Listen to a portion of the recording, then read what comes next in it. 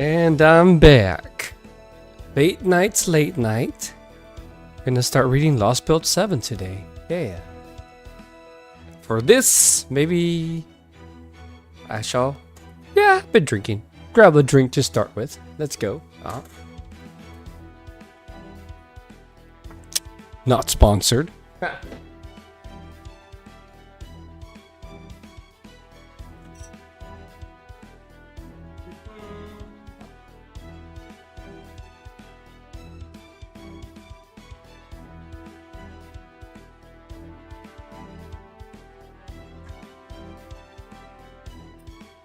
Boy.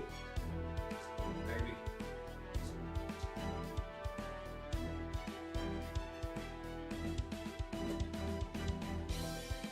Alrighty then, let's just jump into it. Let's go. Welcome in, Botrix. Hello, YouTube. Hello, watchers. Current and future. Let's enjoy. See what the story has in store for us.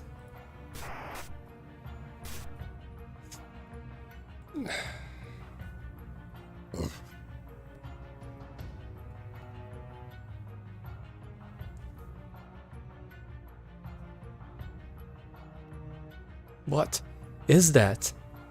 What is this place? Oh wait, hold up. Why is it being... I didn't put it on auto, so this must be... Take that auto out. What did I miss? Oh, looks like an operating room and a corpse of some kind. So this must be... Yeah, gotta be what's left of the master of all the servants here. Oh, what? Well, we already called it Test Subject E. I'm sorry. I blanked out for a moment. I'll start gathering all the data we can right now. Story time! Good idea. Run all the scans you can. I'll see if I can find any residual magical energy or active spells.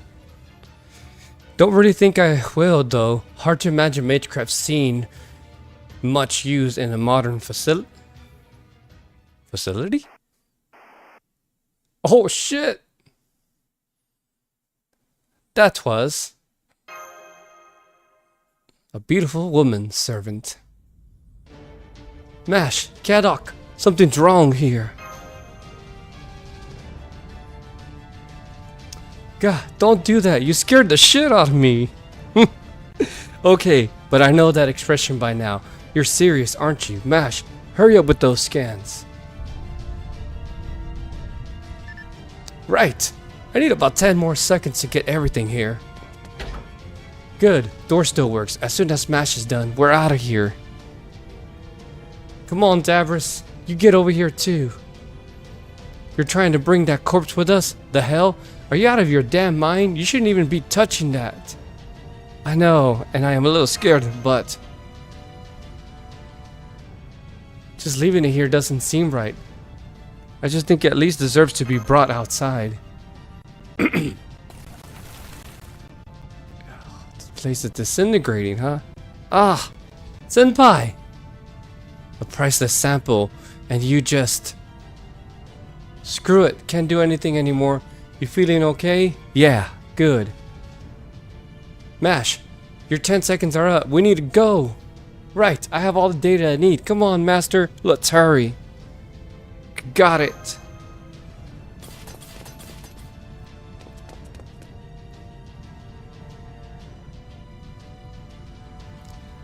It seems so. What are you doing, Tabris? Move your ass. My ass?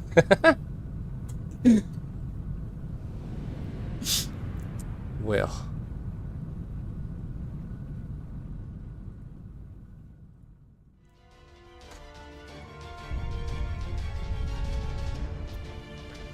The bonds holding physical matter together in here are coming undone.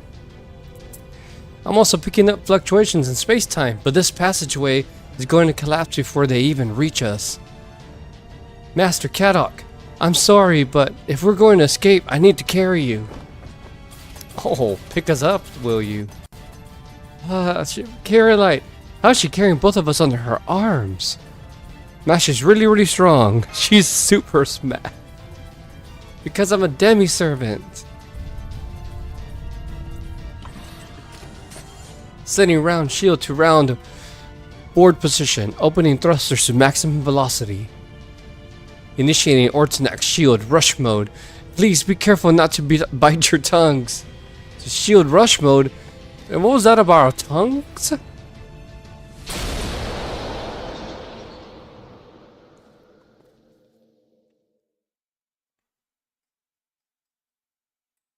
Oh, of course. Where is this? Here. Well, the important thing is that the three of you made it back safely. That hour of rest seems to have paid off as well. Now, did you take your mystic codes to the cleaners like I told you?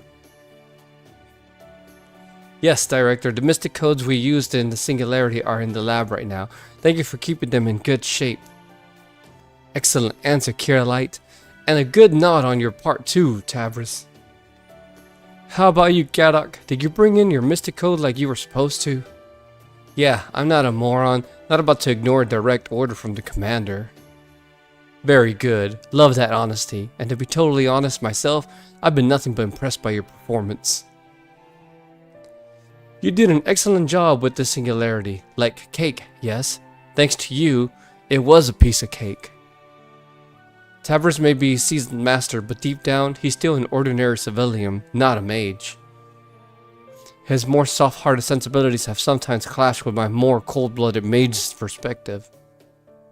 But you've proven yourself at reconciling those two perspectives, very useful to have around.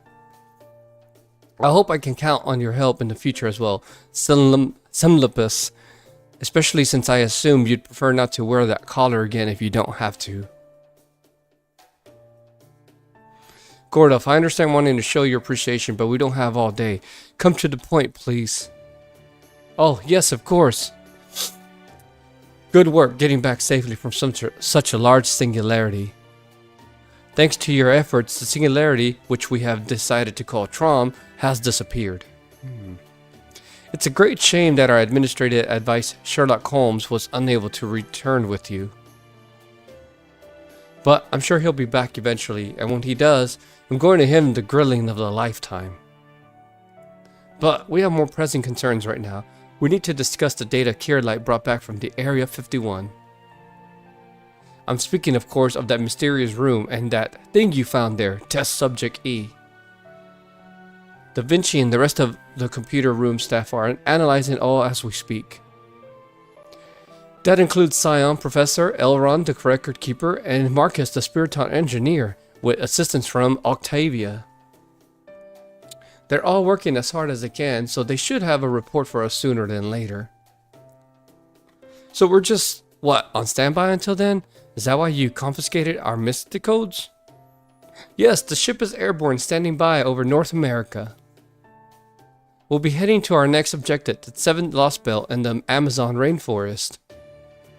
After you've all had about 48 hours to recuperate. So we have 2 days to rest? That will be a huge help. Senpai and Gadok both worked very hard down there. Yeah, honestly, not my idea of a good time. We could definitely use a break, especially Tab. A good meal and a warm bed will do way more for him than any energy drink.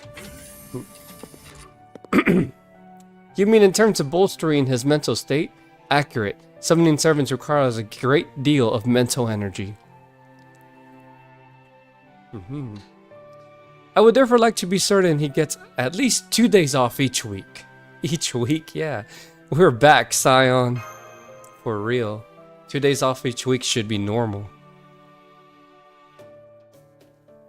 Congratulations on completing your mission. I am glad to see you all back safe and sound. Not to suggest I was ever concerned. If anything, things went largely as I calculated. That's so? Guess it doesn't sound like a joke coming from one of the Atlas elite alchemists. Does that mean you knew about Holmes too? Did you know he was a disciple of the foreign god? That Moriarty was going to beat him in that singularity? Ah, you certainly did not pull your punches. Or is it bites? As you are a wolf. At any rate, you are correct. I was certain Holmes was one of the foreign god's disciples. For two reasons. First, the report I saw at the Atlas Institute during the Sixth Singularity. It said Holmes acquired information by synchronizing with Trihermus.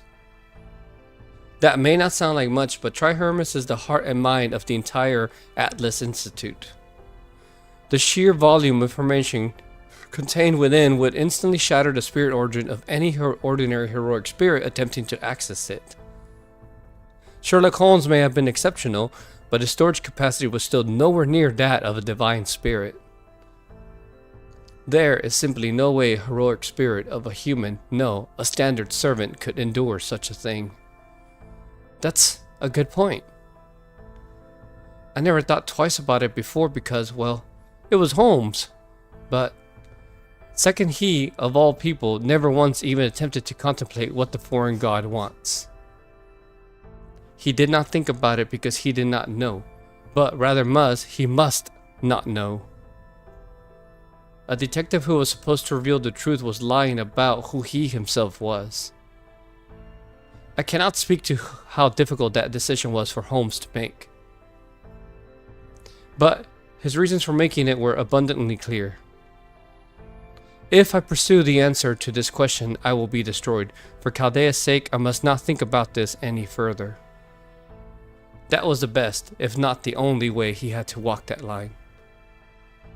He may have technically been the foreign god's disciple, but forgetting that allowed him to be Chaldea's friend and ally.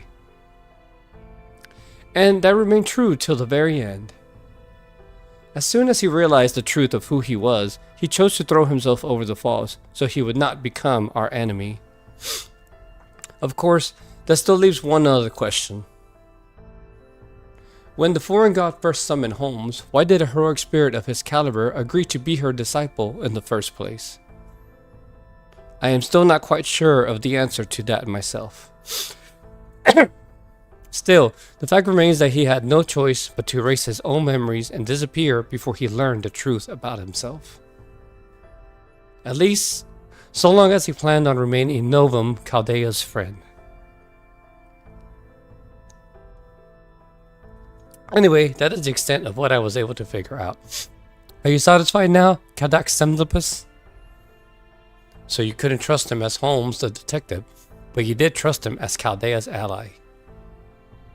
Well, if you know all that, do you know what his goal was, too? If Holmes was one of the foreign god's disciples, then why did he originally make contact with Chaldea? What was it the foreign god wanted him to do? Why, to help Chaldea, of course. Huh? Though his reason for doing so differed as a disciple, and after he forgot that facet of himself, he would have taken the same actions in either case. As the foreign god's disciple, his job was to help Chaldea fight the Lost Belts. That is why the foreign god did not get rid of him herself. He was doing the job she gave him. But once the young Professor Moriarty was chosen to be his disciple, Holmes' days were numbered. My guess is the foreign god's command was something along the lines of: help Chaldea until they reach point A, then from point B onward you are forbidden to help them further. In this case, point A was probably the fifth Lost Belt, and point B was everything that came after. Or alternatively, it may have been something like: once Chaldea passes point A, destroy them from within. Either way, that time finally came. And he had to choose between Holmes the disciple and Holmes the administrative advisor to Chaldea. Ultimately, he went over the falls. He chose to remain Chaldea's administrative advisor. That's the part I don't get. Even if Holmes did have to lose to Moriarty so that Tab's team could defeat him, shouldn't he still have come back alive if he wanted to fight against the foreign god? I agree, it does not make sense. The Holmes we know would never willingly choose to kill himself. So that is both the biggest unanswered question, as well as a hint to the foreign god's true nature. Holmes must have had no choice but to exit stage left, so to speak. He knew that even as Chaldea's administrative advisor. As long as he was alive, he would have no choice but to obey the foreign god. It was unlike an ordinary servant contract, something more like a fetish he was helpless to. Oh, sorry to interrupt. Are you still in the command room? Yes, we are. I'm reluctant to ask, but what is it? Technical advisor. We were just studying test subject E and we came across one hell of a bonus. Apparently, there was an explosive computer virus hidden in the corner of that mysterious lab, and... Oh crap, it's gonna blow up. Here, I'll put it on the screen there so you guys can see this too.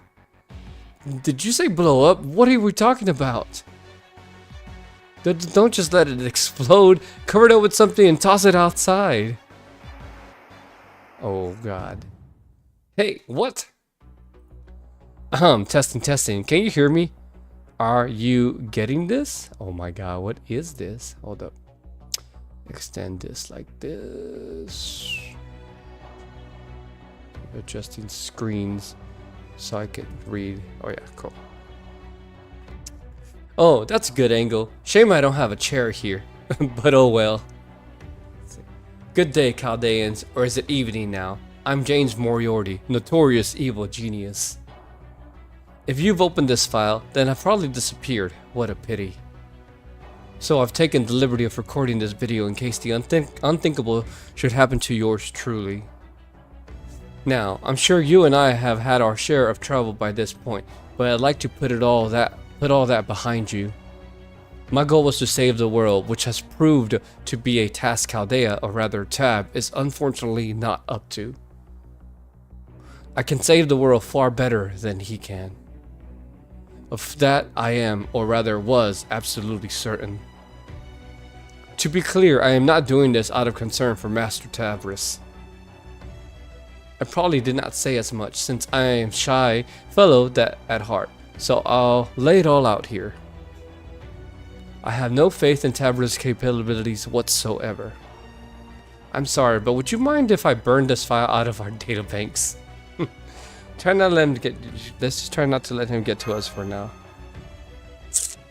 If you are seeing this file, then you must have also acquired information on test subject E.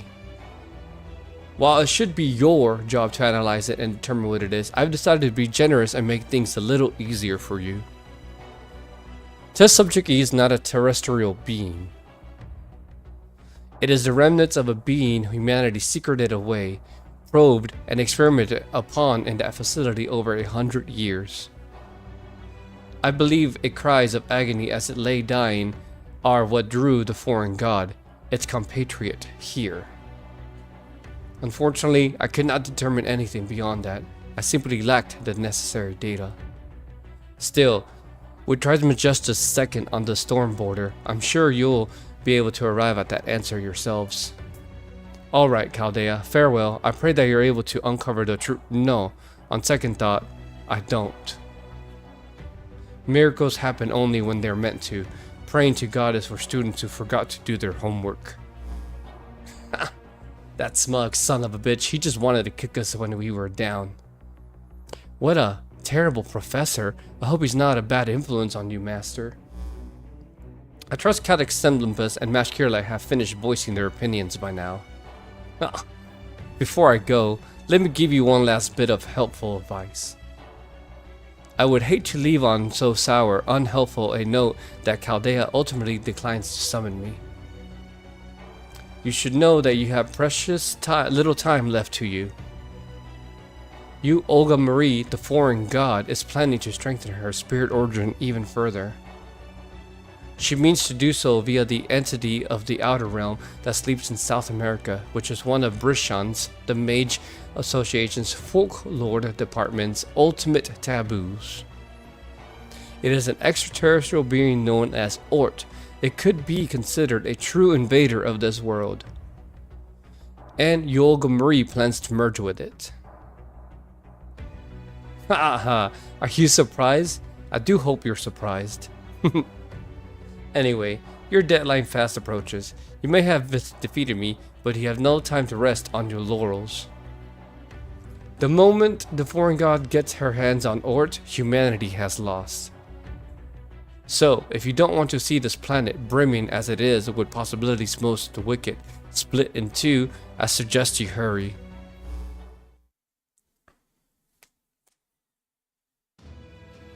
Did he really say Ort? What's a Ort? You mean you don't know? Alright, you wouldn't, would you? Damn it. You didn't grow up here and Ort would gobble you and your whole house if you didn't go to sleep when you were told. Well, I for one am jealous. How do I? To put it in terms even you would understand, it's sort of a ghost story of the mage world. Ort is said to be a monster from outer space that came to South America before the AD era began. They say it kills anyone who even gets close to it in an instant. No mage has ever entered its territory and lived to tell the tale. And yet, for some reason, maybe they decided it was too dangerous to be left to its own devices, or perhaps just out of pure academic curiosity, a grand mage and 6 grand mages decided to raid its territory in South America back in the 16th century. Oh, in case you don't know, a grand mage is the very best of the magecraft world. They are monsters powerful enough to single-handedly rival the might of entire nations. Brand mages are one level below grand, but they're still incredibly talented geniuses who are nearly as strong as grand mages. So, getting 7 incredibly powerful mages together for a single expedition was something that had just never been seen before. In fact, they say the mood at their campsite before they set out wasn't too far off from a festival. But ultimately, only one mage made it back alive. You must not go near that thing yet. There's nothing alive on Earth right now that can match it. Wait for the next era. Let us entrust our hopes to the creatures, whatever they may be, which evolve after our extinction.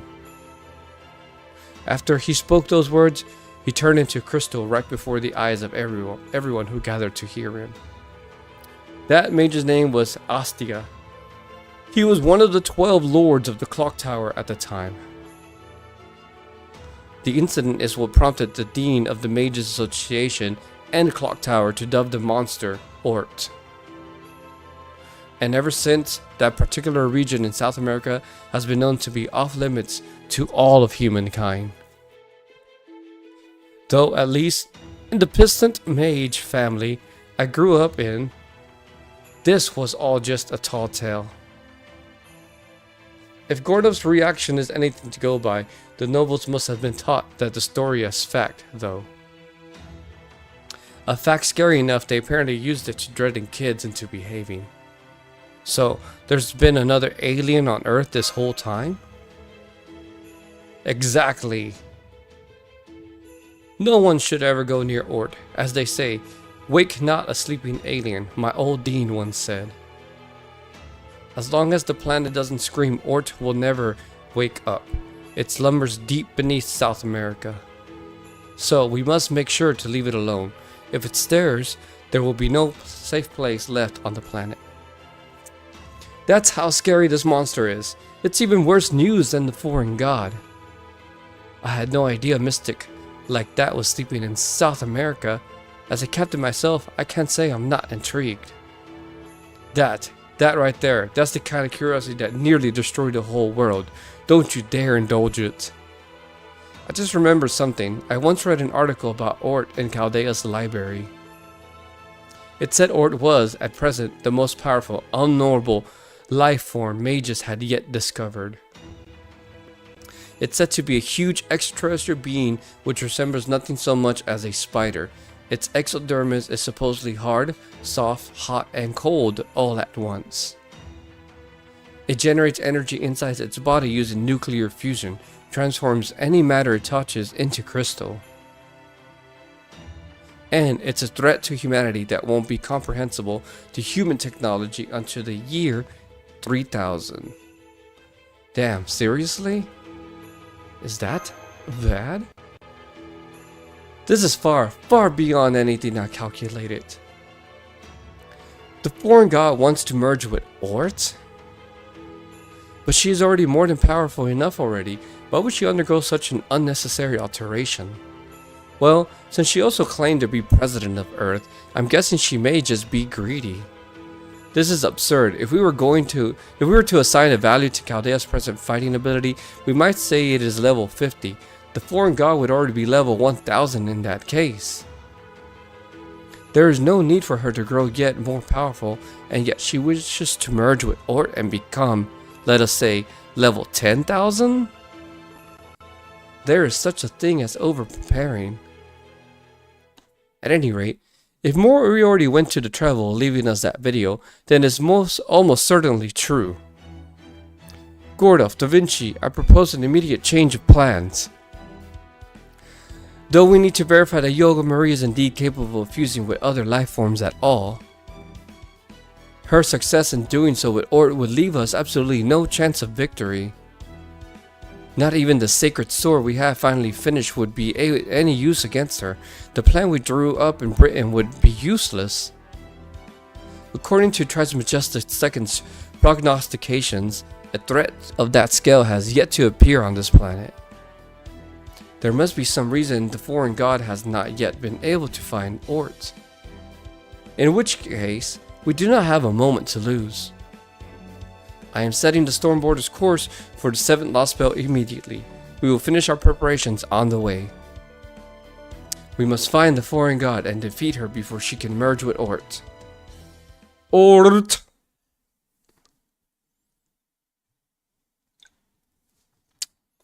Okay. Yo, prologue. Let's go. No battles. Continue the story time. This quest has no battles. Just story.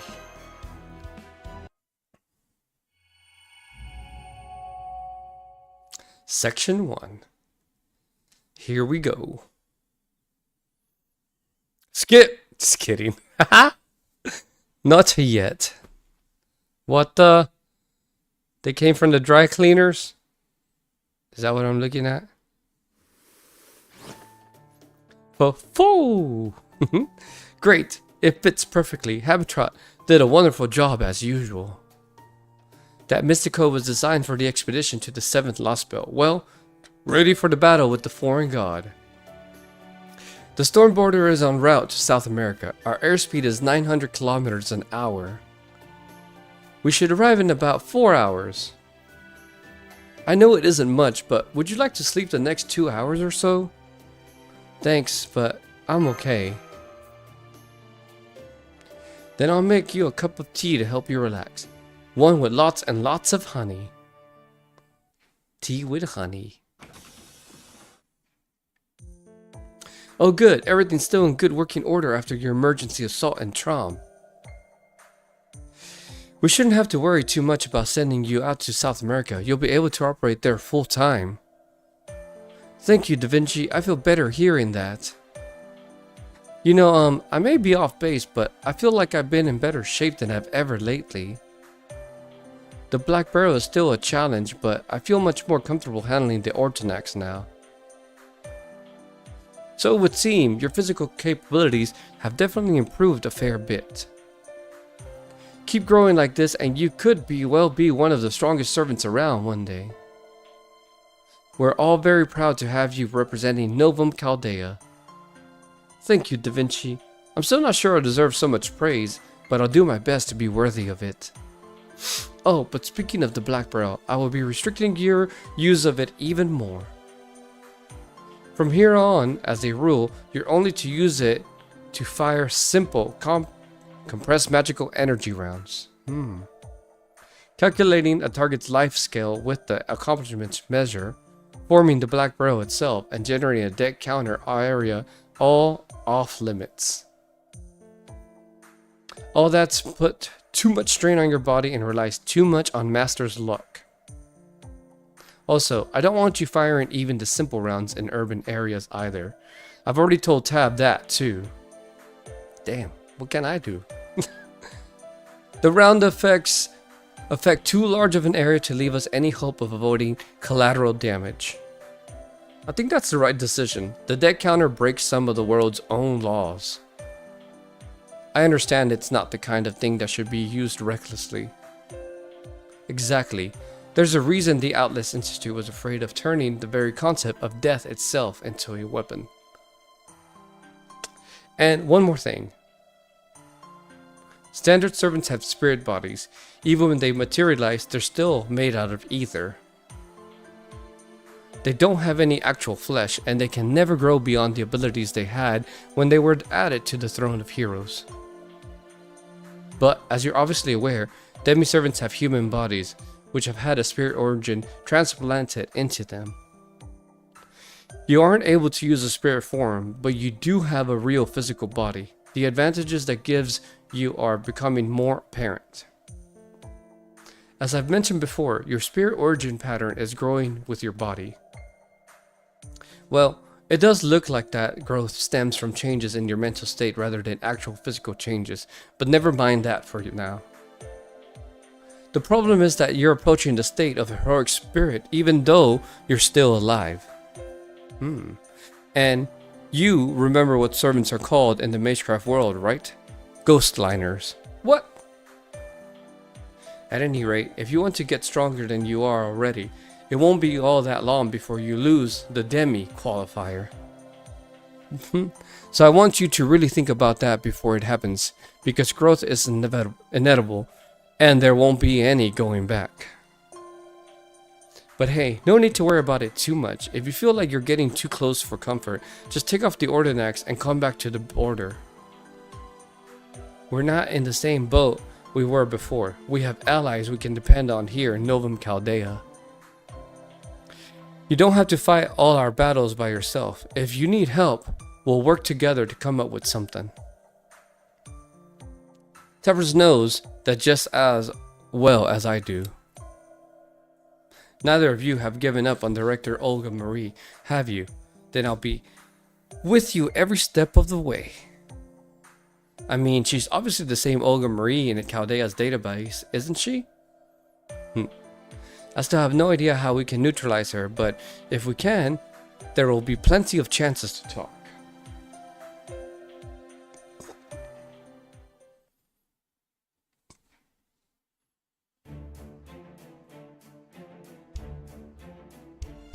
The storm border will soon be passing through Central America.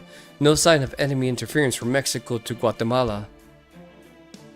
Once we cross this vast stretch of white seawater, we'll be at the South American storm wall. The operation begins in 20 minutes. Alright, I trust all Nova Chaldea personnel are at their assigned stations, yes? We may have moved the timetable up significantly, but preparations for this operation have been complete for some time now. There's no call for panic now, right, Technical Advisor? Of course. Remember, our foreign god trump card? The sacred sword that weaponizes the very concept of a holy weapon. We'll be loading it into our primary cannon, the Hume Barrel Ray Proof, which uses both proper human history's legitimacy and humanity itself as ammunition. We've run over 100 million simulations with it in Transmits just a second, and it has a 99.99% success rate. There won't be any problem deploying it in live combat, even with its transformation sequence. Wonderful. I knew our technical advisor wouldn't let us down. By the way, this primary cannon, does it have a firing mechanism in the command room that looks like a gun's trigger? You'll have to show me later. Come on, Chubbs. The call was already made that the Marines would be firing it, wasn't it? Give it up, would you? Of course. I know that. Gibbier. I just wanted to indulge my sense of adventure for a bit. Do you still want to hear my report on Test Subject E, Commander? I definitely do. What did you find out? Little of substance, unfortunately. I learned only 3 things.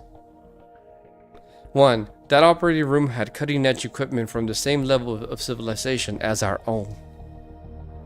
2. Test Subject E is of a completely unknown species. Strides Majestic II had no data on it whatsoever. 3.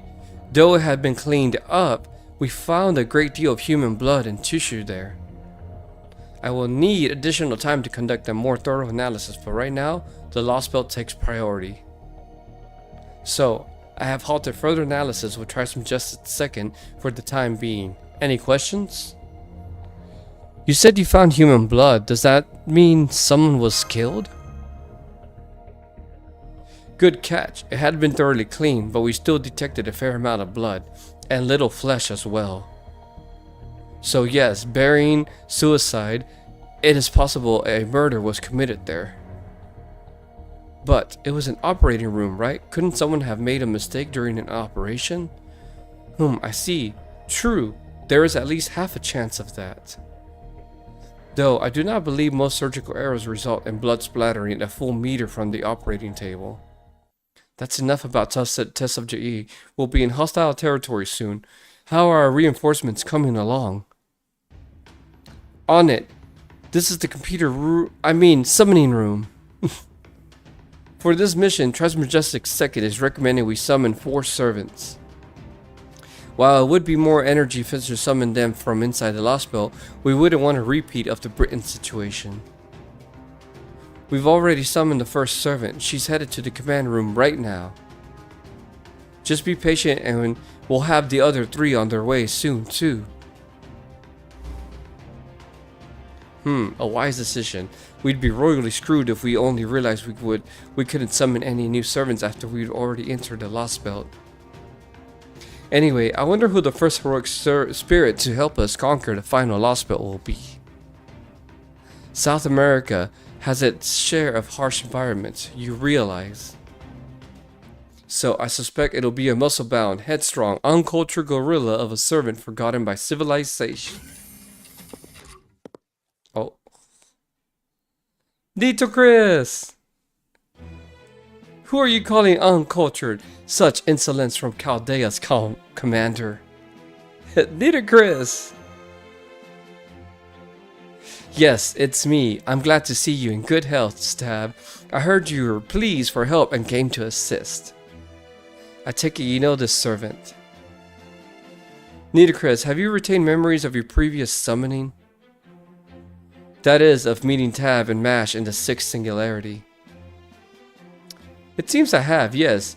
If you used Chaldea's spirit origin graph to summon me, that could explain why I've retained memories of that summoning.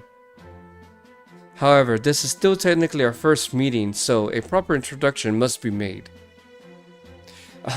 You may raise your heads, people of Cal. I see they're all already raised. How insolent. I suppose I'll let it slide this once. My name is Nitocris. I am the incarnation of the Sky God and the wielder of the Mirror of the Underworld. Admittedly, I'm not familiar with South America, but the glory of a pharaoh shines brightly wherever she may go. You may pay me homage and rely upon my aid. So you're the first servant accompanying us, Nitocris. That's encouraging news. Though you seem a little different than the Nitocris we met before. That Mash is because my spirit origin is different. This time I have my full power right from the start. Thanks to the Stormborder providing me with a vast amount of magical energy, my spirit origin has reached its final ideal form. Well. What's more, I can now move about without my master's presence, thanks to having gained independent action. Wow, so you can act all on your own now? That's great.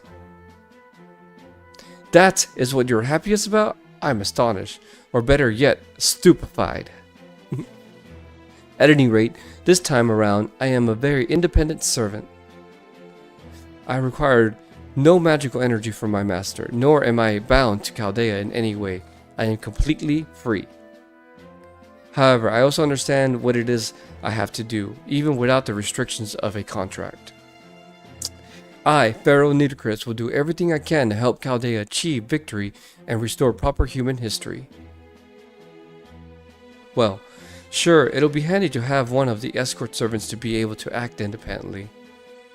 But The sheer amount of magical energy needed for that, not to mention the courage it'd take to let a servant run around all on their own, it's just insane. You guys must trust this Nitocris a hell of a lot. Yep, even when she was our enemy, she helped us out a ton. Nitocris, I'd like you to guard the master. Well, the whole field ops team, really. We expect the journey to South America to involve a lot of travel on foot. So we need a servant who's flexible, good in the group battles, and knows curative magecraft for disease and injury. So you're basically a bodyguard, huh? In that case, I ought to introduce myself too. Hiya, I'm Habitat. Think of me as a guardian fairy who lives in Mash's shield. What a polite one you are. You must be one of Bassette's kin, A pleasure to meet you. What's a Bassette? Haha. Very good, and we still have 3 more servants to summon. Very reassuring. I knew I prefer lost builds to singularities. Perhaps now we'll be able to enact the mass servant deployment plan we weren't able to use in Tunguska. We'll have that tree of emptiness cut down in no time flat. Once you found it, of course. Oh wait, there is no tree of emptiness reading in the South American Lost Belt. Isn't that right, Scion? It is. We see none of the energy readings peculiar to the Tree of Emptiness in South American Lost Belt. Though, of course, the fact that this Lost Belt continues to exist must mean there is something equivalent to it. Perhaps it somehow died, as in Britain, or, as in China, it may have not been hidden. Either way, the Tree of Emptiness can wait this time. Our top priority here is defeating the foreign god. We have to stop Yolga Marie before she confused with Ort.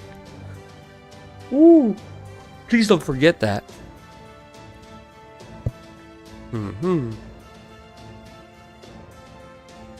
Looks like we're all on the same page with this operation, and good timing.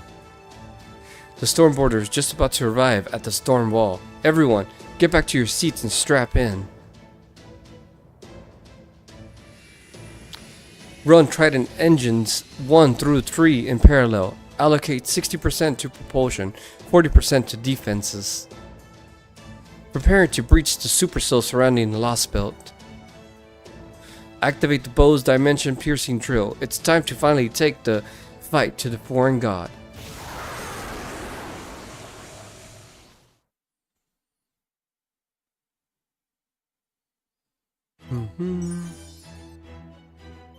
Oh, it's our first fight. Okay, restroom break real quick. Be right back.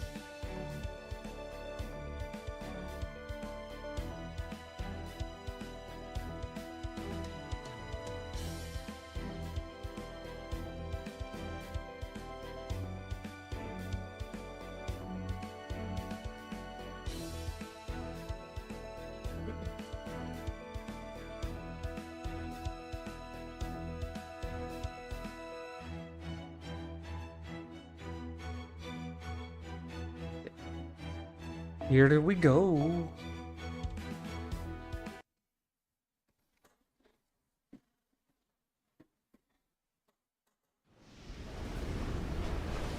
Whoa. Trippy.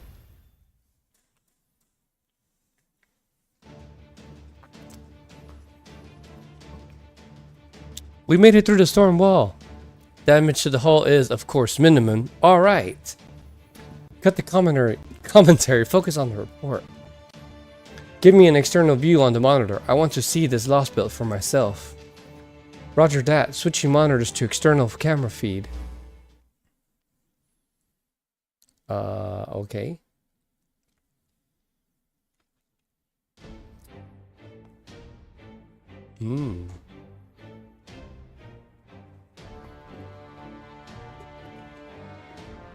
It's a wasteland. I expected to see the Amazon rainforest. It looks more like we just flew straight into hell. Dry, barren ground, thick storm clouds everywhere, no plants or animals anywhere, rain of volcanic ash. The Amazon is said to be Earth's lungs, but this place is completely inhospitable to human life. It's like a prime example of volcanic winter. Even for a lost belt, this is utterly beyond the pale. I could not agree more, Gordolf. This is a far cry from Biosphere 1. I am aware lost belts are dead branches of a human history, but this does not even appear to be part of the same tree. What could have caused this? What process could have resulted in such an environment? Yes, this is shocking, excuse me, but I think you'll want to see this.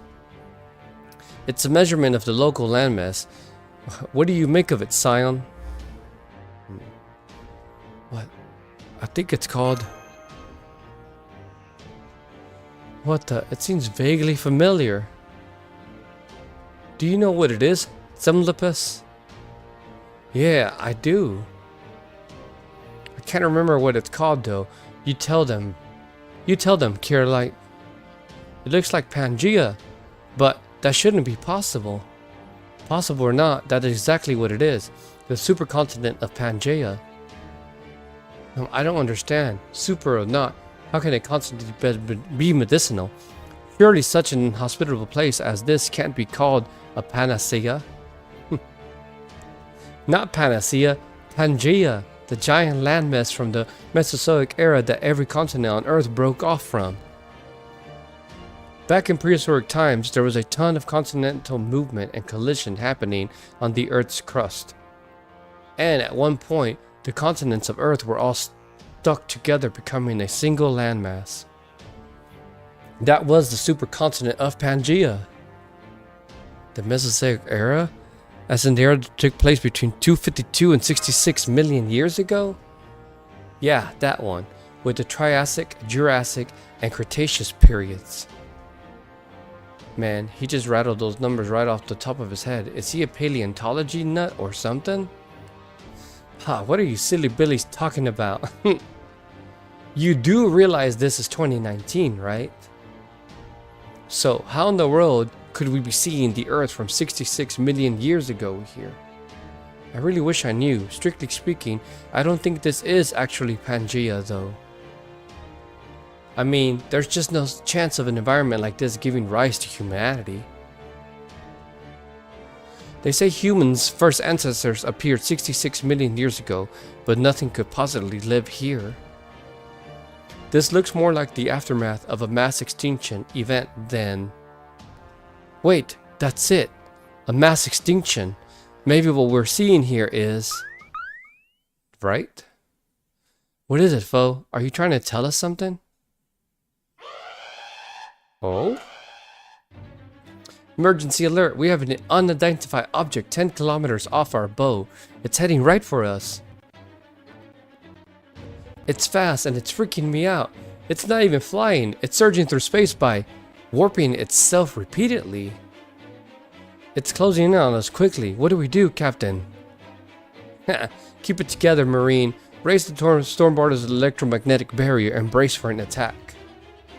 Look out. Tell us what we're dealing with. Better yet, put it up on the monitor. Yes, right away. Here's the enemy silhouette. Oh, crap.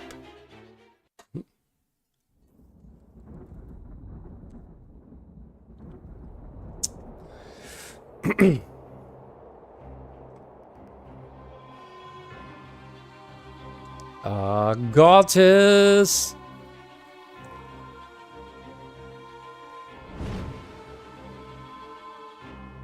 One day she'll be summonable. One day.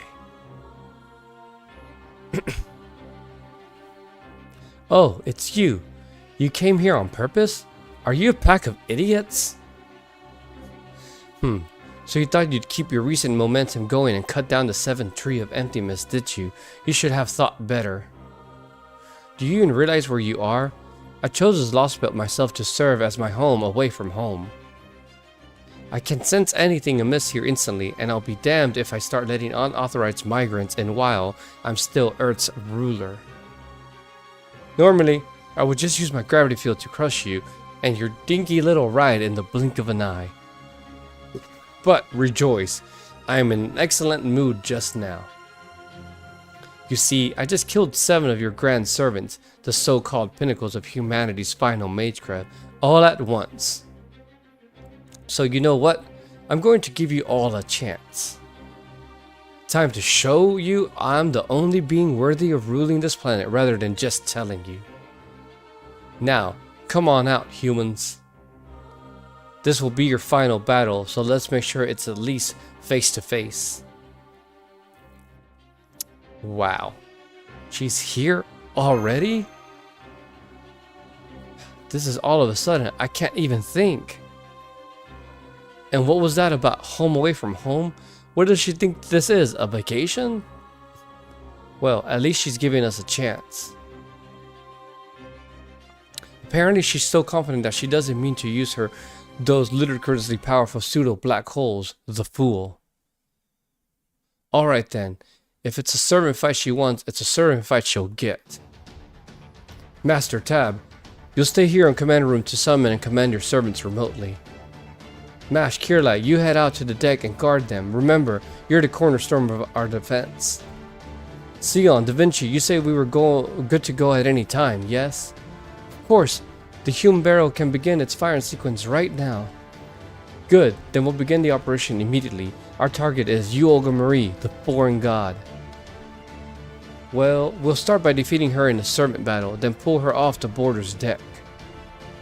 After that, we'll hit her with a direct blast from the human barrel and completely neutralize her. Remember, everything is riding on this one battle. Let's go, people. Get her everything you've got and then some. Well then.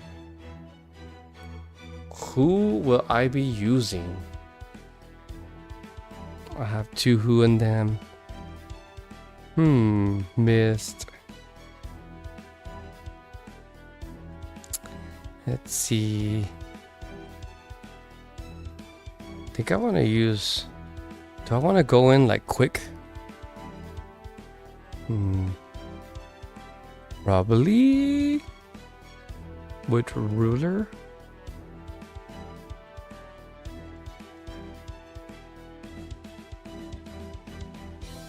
What's over here?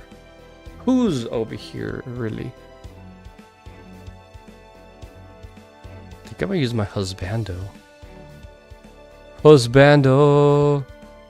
But hold up. Yeah, I'll just double Scotty it. Let's do that.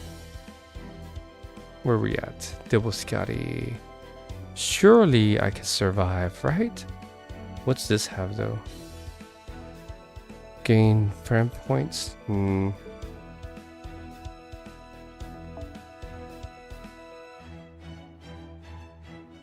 Sure. I'll use this one. Go with you. Please set Mash as a starting member. Sure. Alright, well then I'll do... Let's see, 90 plus node now. Let's go... Side quest bonding. Do I have a story time one? Catalyst. No, go back. No, stop it. Oh my god. Let's see.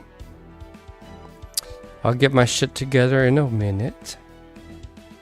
Oh, quest point grind. Challenge quest. I mean, technically it's a challenge quest, right? We'll go with this. Let's go here. You will be you. Okay, instead of you, you'll be you. Instead of you, Charlemagne. Yeah, we'll go like that. We'll put you there. Switch you around.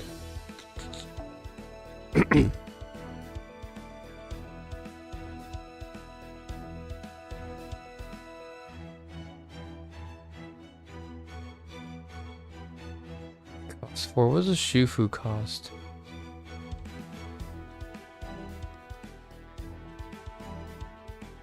Shufu, where you at?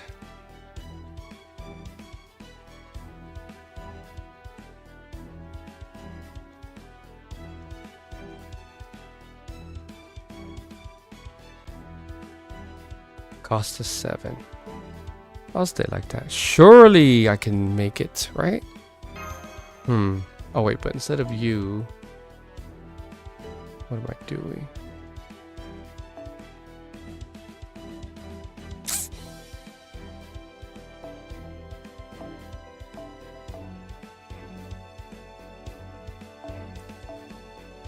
Yeah, let's go like that. We'll black grail you. Alright. That took a minute.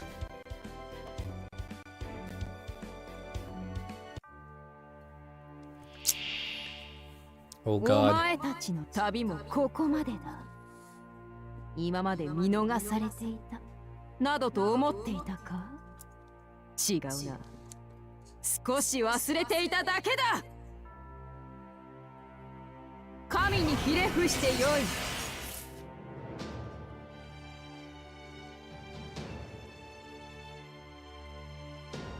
I didn't realize how close I was to my face. Alright, okay. Well, I guess let's do... 内熱衝撃板装填します。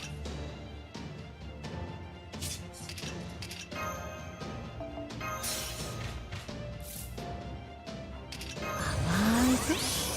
もぐもぐ。我が我が発動行くぜ。かっこいいとこ見たく術式強化ぶっ飛ばす。Set charge max for yourself when defeating an enemy. Increase MP strength for yourself when defeating an enemy. Oh, immune to all debuffs. Okay. Well then, let's go.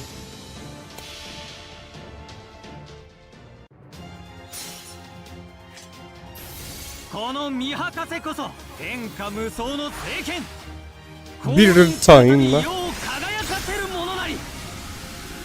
この輝きで焼き尽くすジュワユーズオルドル。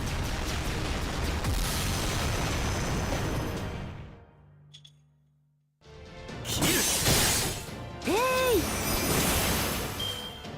7機では足りん。百筆神にひれ伏してよい。きれいにしてやろう。Oh. Well, it was close to the break. Okay. So it's something. Let's go. I feel like I should save it. Yeah, let's do this. Perfect.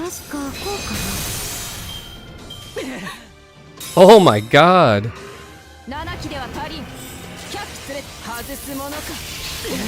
No. Charlemagne died too. 7機では足りん。100機連れてこい。ここまでか。盛り上がってきた。神にひれ伏してよい。オーディンめ。Well then. With Anderson, oh my God, yeah. No, I might need a different backline. Oh yeah, debuffs don't work. Fuck. Well then, I guess me. How could I? Should I have done that? Like, should have brought Merlin then.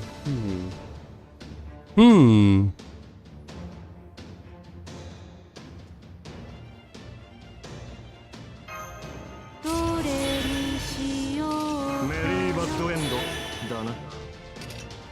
どこへ行く？ドリアーデ。いいだろう。少しばかり誇張して帰って。セット。内熱衝撃板装填します。いいぞ。示弾装填します。もろいもろい。本気か？照準捉えました。余興だ。 Okay, that was a good buster. Blech. 盛り上がってきた。7機では足りん。100機連れてこい。余興だ。楽しむがいい。神にひれ伏してよい。7機では足りん。100機連れてこい。神にひれ伏してよい。盛り上がってきた。ごめんなさい。Let's just withdraw. Oh, I have Leyline stones. I mean, I'm not gonna use them. Fuck it.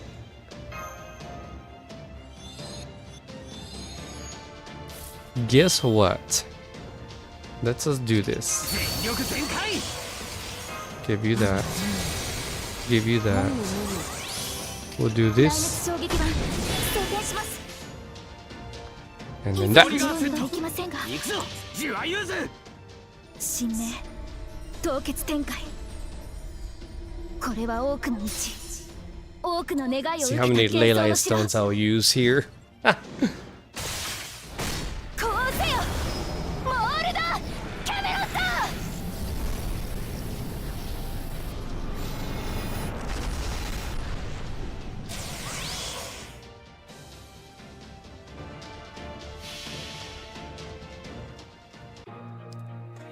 我が愛しき命たち、我が麗しきあまたの水よ。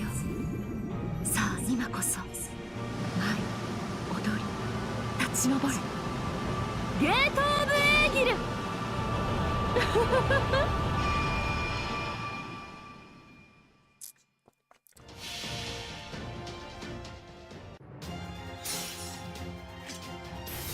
この見博士こそ天下無双の聖剣。降臨するたび世を輝かせるものなり。この輝きで焼き尽くすジュワユーズ・オルドル。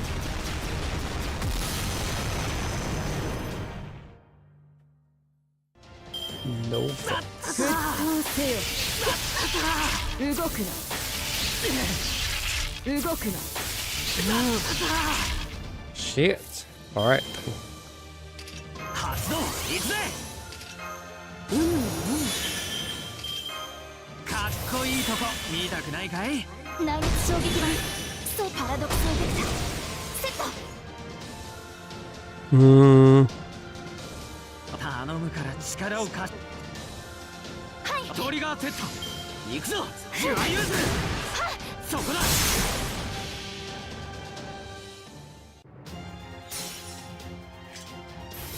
この見博士こそ天下無双の聖剣。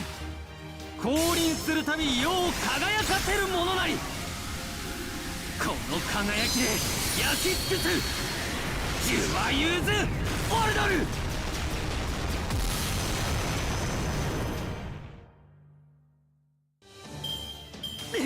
ひとまとめになれ。7機では足りん。100機盛り上がってきた。まだだまだ。ひとまとめになれ。神にひれ伏してよい。 Yeah. Merlin would have been good here. 100機連れてごこい。めんなさい。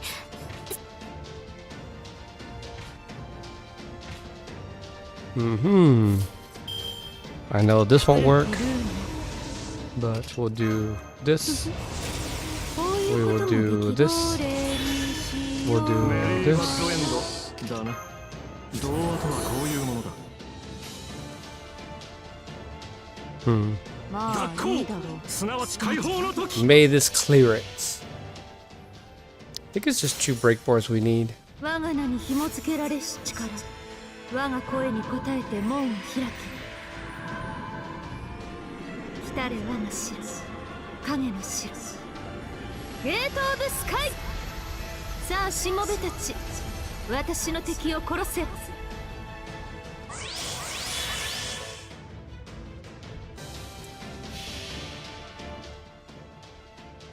いい時代だ。資料集めには事欠かん。損なうたびに思い出すがいい。メルヘン・マイネス・レーベンス。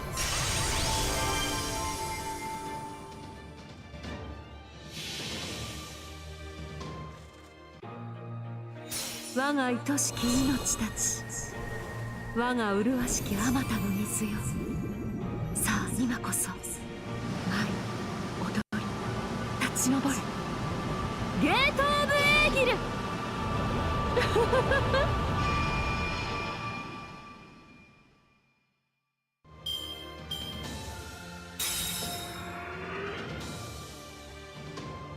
You Olga Marie is 空を見たこと unscathed. か。忘れていただけと言っただろう。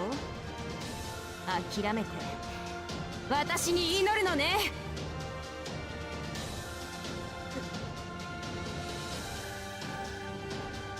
Yos.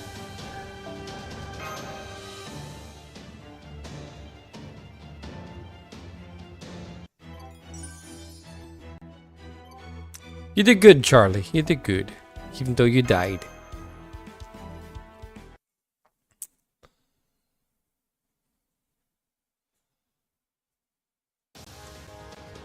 Haha! Haha! You're a long way off from hurting me, but a bit of pressure on my skin is nice for once. Your skills are impressive. It makes the time I spent learning to play on your level worthwhile. But now, I think it's time for my big move. That's right, the one you've all been waiting for. Here comes my gravitational field. No way. Not on my watch. I should be able to handle one of that size all on my own. Shield of White. Let only those without sin pass. Mold Camelot. Oh? What? You just batted it back at me like it was a ball? Wait, I know what this is. I've seen records of it. This is tennis, right? You didn't tell me you were a heroic spirit of tennis. The fuck? I'm not, but I have always wanted to go to the championship. Now, command room! The foreign guard is on the move after taking matches, her own attack. She's at the outer edge of the bow. All engines, full reverse, ready to primary cannons. Da Vinci! I'm on it. The firing sequence is almost done. And it's all thanks to the time Tab bought us. Stormboarder's transition to drawn sword form. Complete. Anti-threat response valve. Open. Initiating magical energy circulation.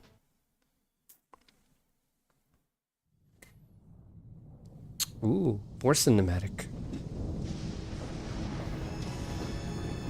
Ah, so that's where it's at. The core charging up.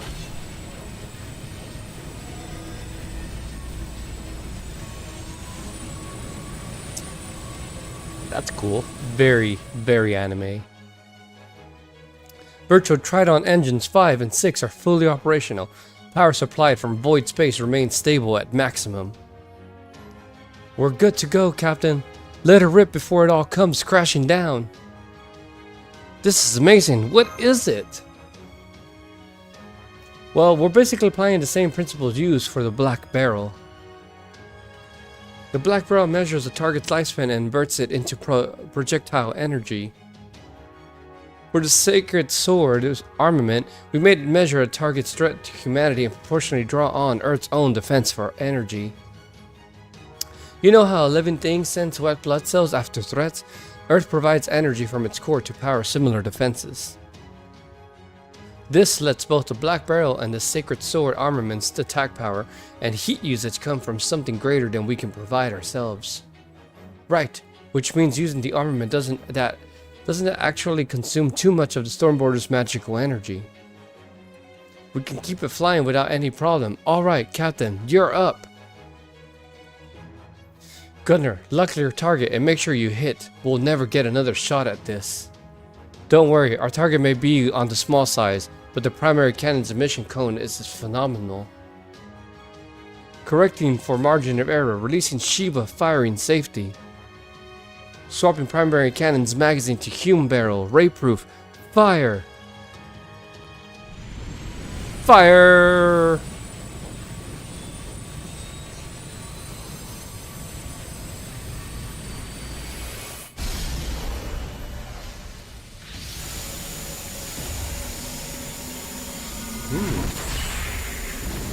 A direct hit.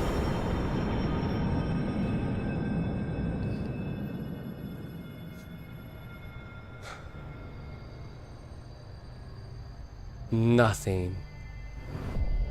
Ha!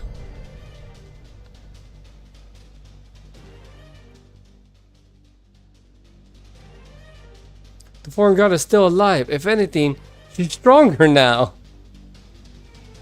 She absorbed all the energy from the primary cannon's blast. Huh? But how? She must be cheating somehow. I bet those horns of hers are able to absorb all that energy somehow. No, that cannot be it. The ray proof was designed to accommodate for scenarios like that. But the primary cannon's power output did drop well below expected parameters before it was fired, which must mean... Snap out of it, damn it, all of you. Just look at her.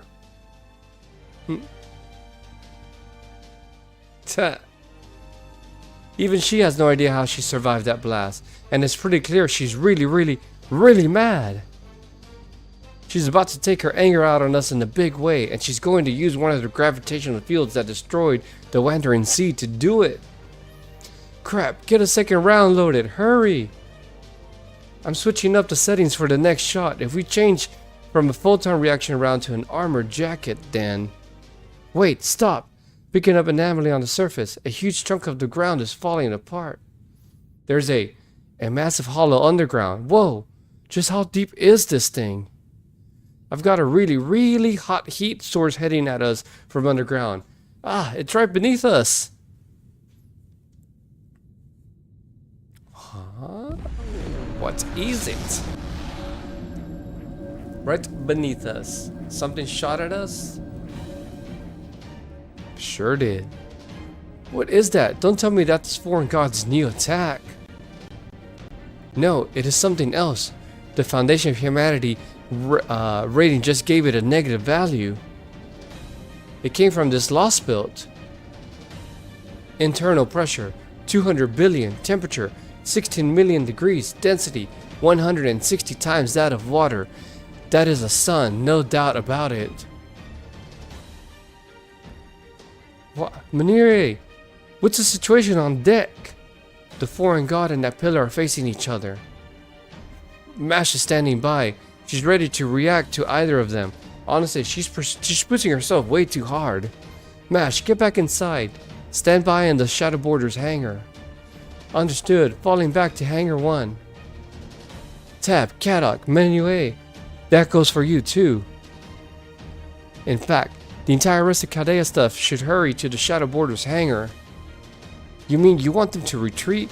But what about me and Scion? It's still too soon for the commander to leave. As for Scion, she has to stay here to keep me around. Da Vinci, leave the computer room and head for the hangar as soon as you get the chance to. And you're saying I'm the only staff member staying? But commander or not, I'm still only human. Get a hold of yourself. You have nothing to worry about. I'll be here to protect you. Hey, haha. But what about the Nemos? Nemo is a stormboarder, remember? And he's telling us he's sensing danger coming. Just do what he says. Once we meet back up with Mash, he'll be able to act that much more freely, isn't that right? Exactly, Kadok. Now, go on, all of you. Hurry to the hangar. Here, I'll send a Marine with you. If you need to contact me, you can do so through him.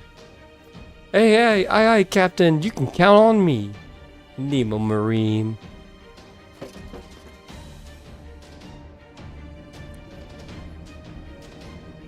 What is this light?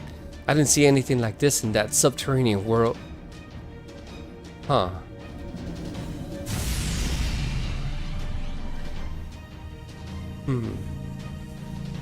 Oh shit, that's cool. What do you think you're doing? This ship is my quarry. Leave it alone, or...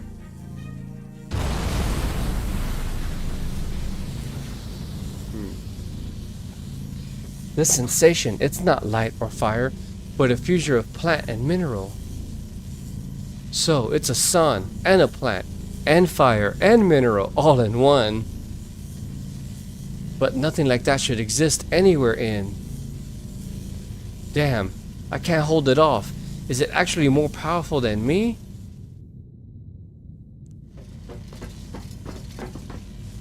Oh man, I don't like the sound of that at all. And then there's the heat.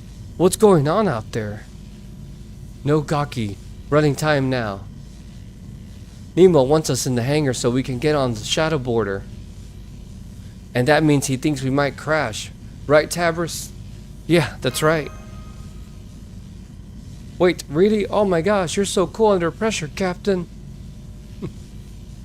That's way outside our area, though. We just carry supplies clean, give reports and stuff.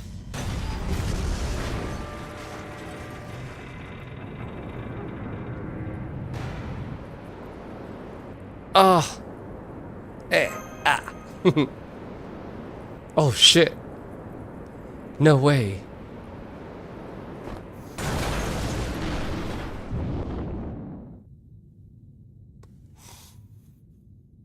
Oh shit, I fell out. Little Nemo's coming. I guess this is it for me.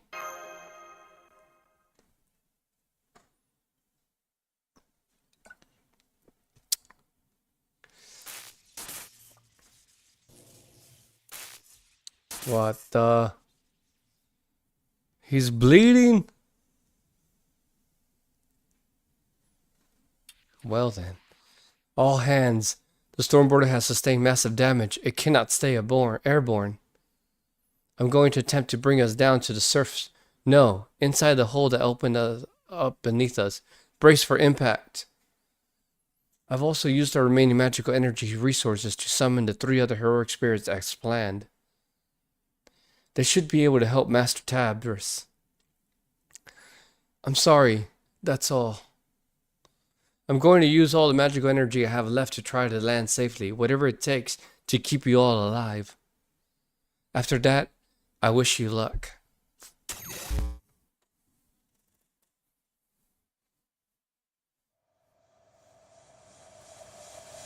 Dude, what an entry! Those who rule the planet. Nahui Mictlan.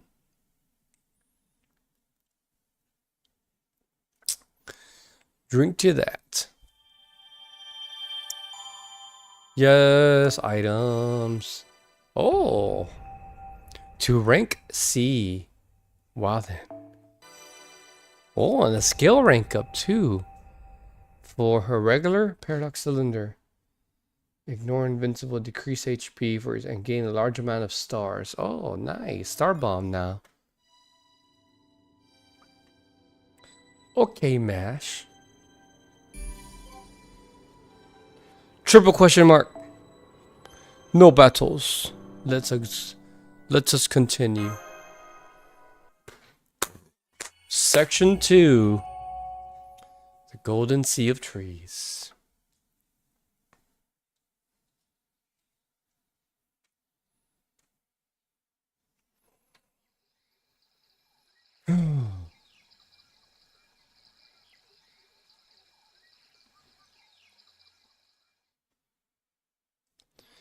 Where am I?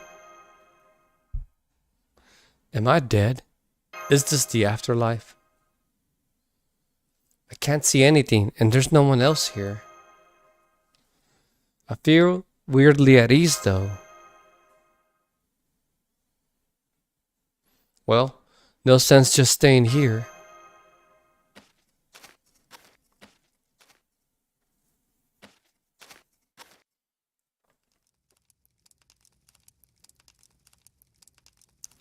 A campfire. Random. Oh, really? Who is this man? Man. Oh, just a new one. You're dressed awfully light. What era are you from? Never mind. Now you're here. We're all the same. Tired, yeah? Go on. Take a seat. Okay. Thanks. Right across from me, huh? Gutsy of you. Or are you just used to meeting new people while traveling? Don't bother introducing yourself though. Not much use for names here. Handshakes will do. That's the custom nowadays, yeah? Mages shouldn't be too quick to extend a hand. That's so. Too bad. I want to see the hand of a warrior without a single injury for once.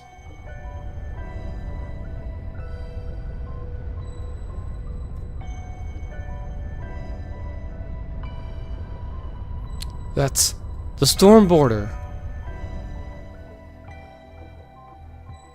Not a bad weapon. That belonged to you guys? I love modern weapons. They're ugly, a pain, and most of all, expensive. I'm a fan. Life's always growing and changing, so weapons ought to do the same. Can't say I'm impressed if you were the ones using that weapon though. Have you been fighting a war worthy of it? Your brand of war is the sort of hate I hate most of all. Goals, drives, all that is fine. No problems there. Your methods though, a war without casualties? What a crock. You ask me, there's no real war without death.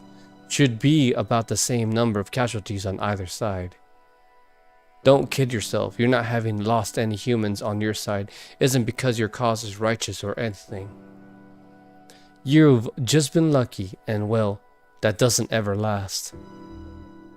Take your flying ship there. No human aboard that thing's gonna survive. Not a single warrior aboard. They'll never wind up here when they die. Wait, does that mean I see you as a warrior? I don't know what Blue was thinking. Whatever, probably just another fluke. No one's gonna survive. We'll see about that.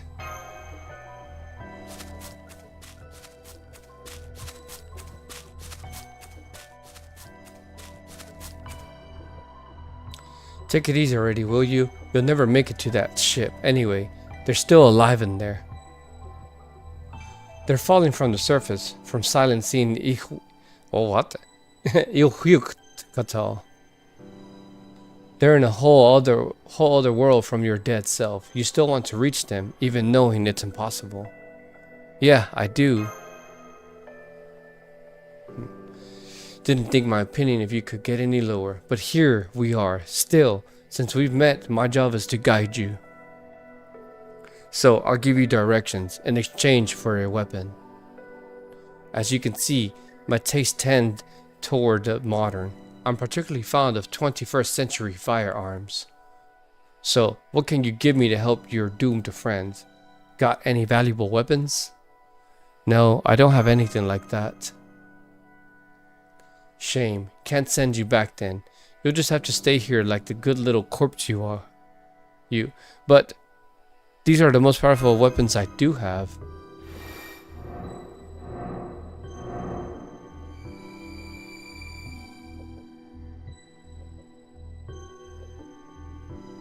Whoa, the whole shebang, huh? I'll be damned. Breathtakingly stupid, but still, you've got guts, if nothing else. Alright then, I've got no use for those myself, but I can tell they're the greatest weapon you have. You've got a deal. I'll get you out of your doomed destiny. Now, step away from the fire. Gonna launch you over that way in a second here. What are you looking at me like that for? Don't need to be thanking me. Really, don't need the tears. This is a business transaction, pure and simple. Oh, but there's one problem that needs to be solved. Hang on.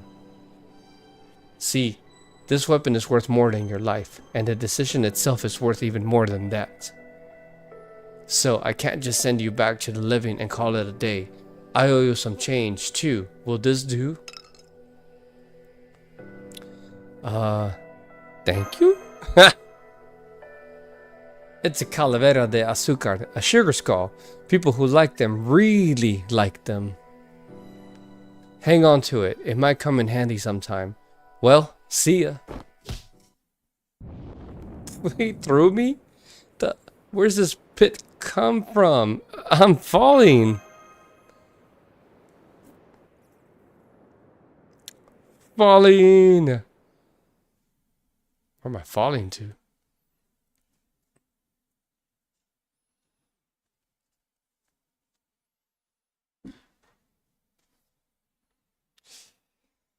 Get up. Wake up, Tabris. If we don't do something, we're all dead. You're the only one. What the fuck? Where am I?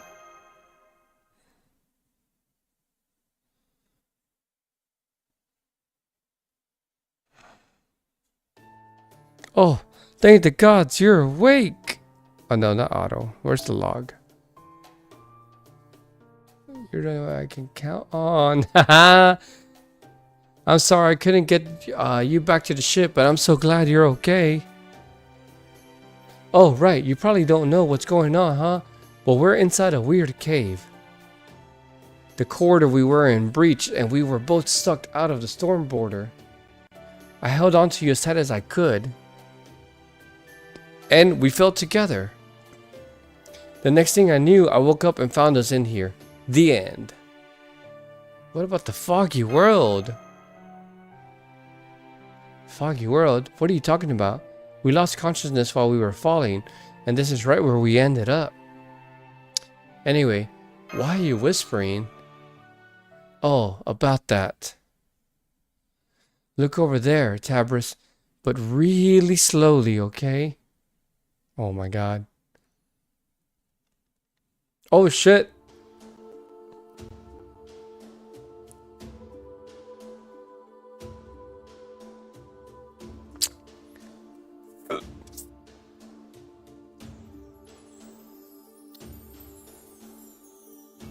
Director Olga Marie, the president of the Earth. Why are you shouting? You're gonna wake her up. Nah, keep it down, will you? That's no way to treat a noble visiting from all the way across the universe. You know, I expected a parade to welcome me, but I didn't even get so much as a round of applause. Huh? What? Who are you? What are you doing in my home? I didn't invite you. Wait, you didn't know it was my home, did you? If you had, you'd never have dared sneak in. And the fact that you don't seem to have attacked me while I was shut down must mean... I see, it must mean you two are harmless primitives. Fortunately for you, I am not so bereft of options as to kill a couple hapless earthlings who happen to wander into my lair. Very well, listen up, earthlings. I am the higher being who has come to rule this planet. My name is... Director Olga Marie, right? Indeed, I am you, Olga Marie. What? How did you know that? Who are you? Are you not just another mysterious creature? No, wait, for that matter. Who am I, and why am I here talking to you? Hey, Tabris, do you think she's got amnesia? Oh man, she's lost her memories.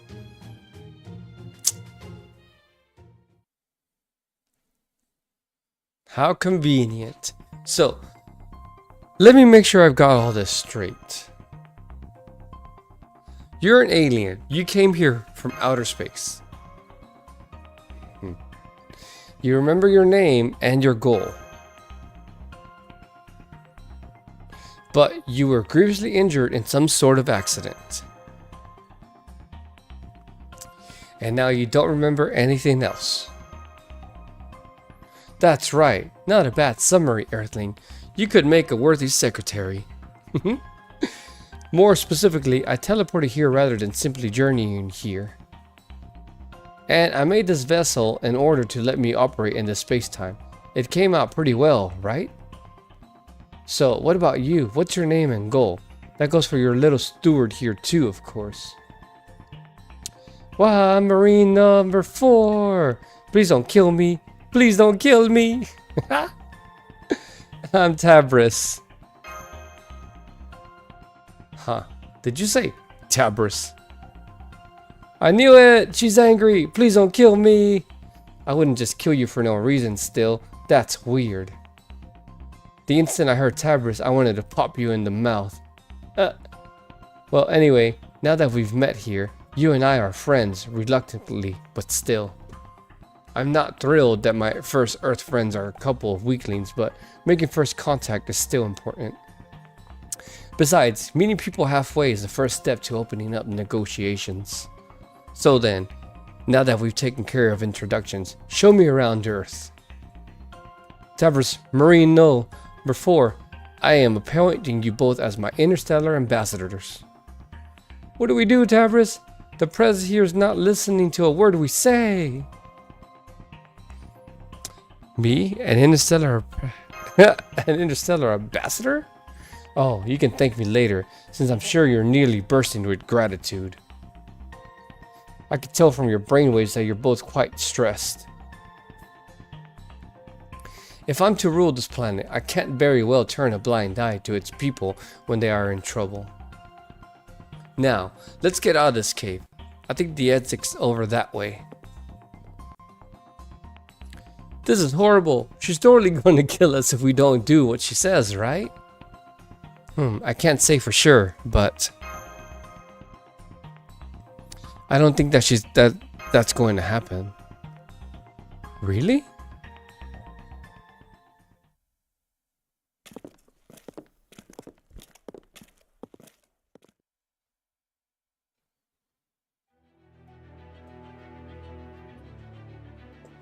There's actual scenery.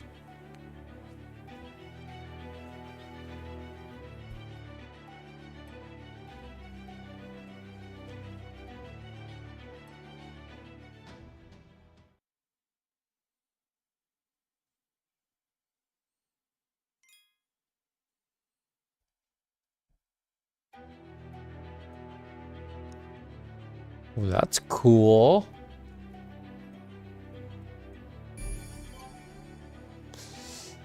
Ooh.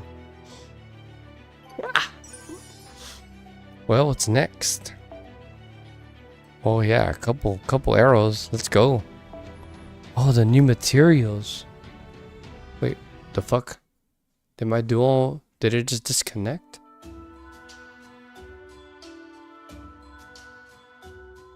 It sure did.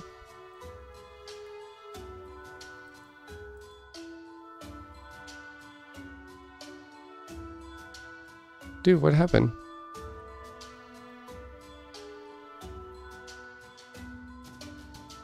Alright, give me a second. Let me reset this shit.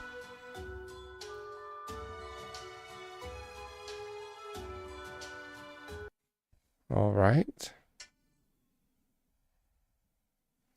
Come back.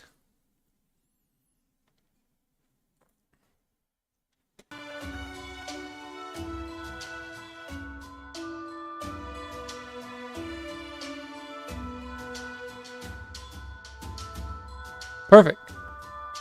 That was weird. There's a sky and wind and sun and everything. And it's hot too. I'd be sweating buckets if I was a human.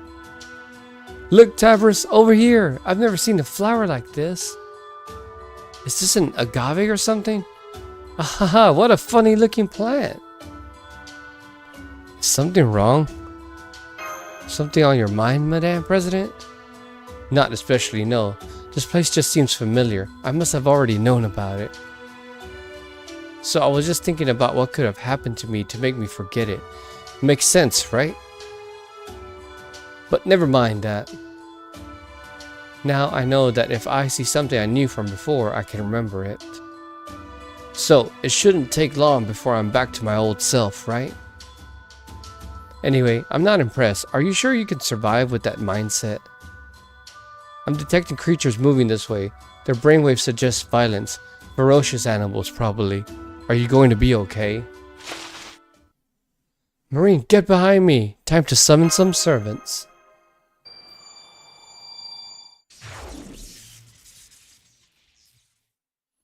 What are you doing? Was something supposed to happen? Oh, right.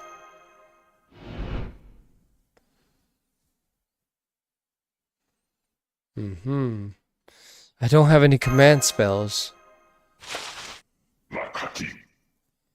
Who?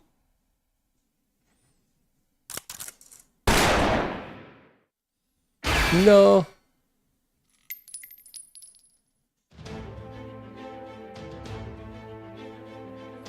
You saved me. Wow, thanks. That was cool. I think I'm in love. You're in love with me?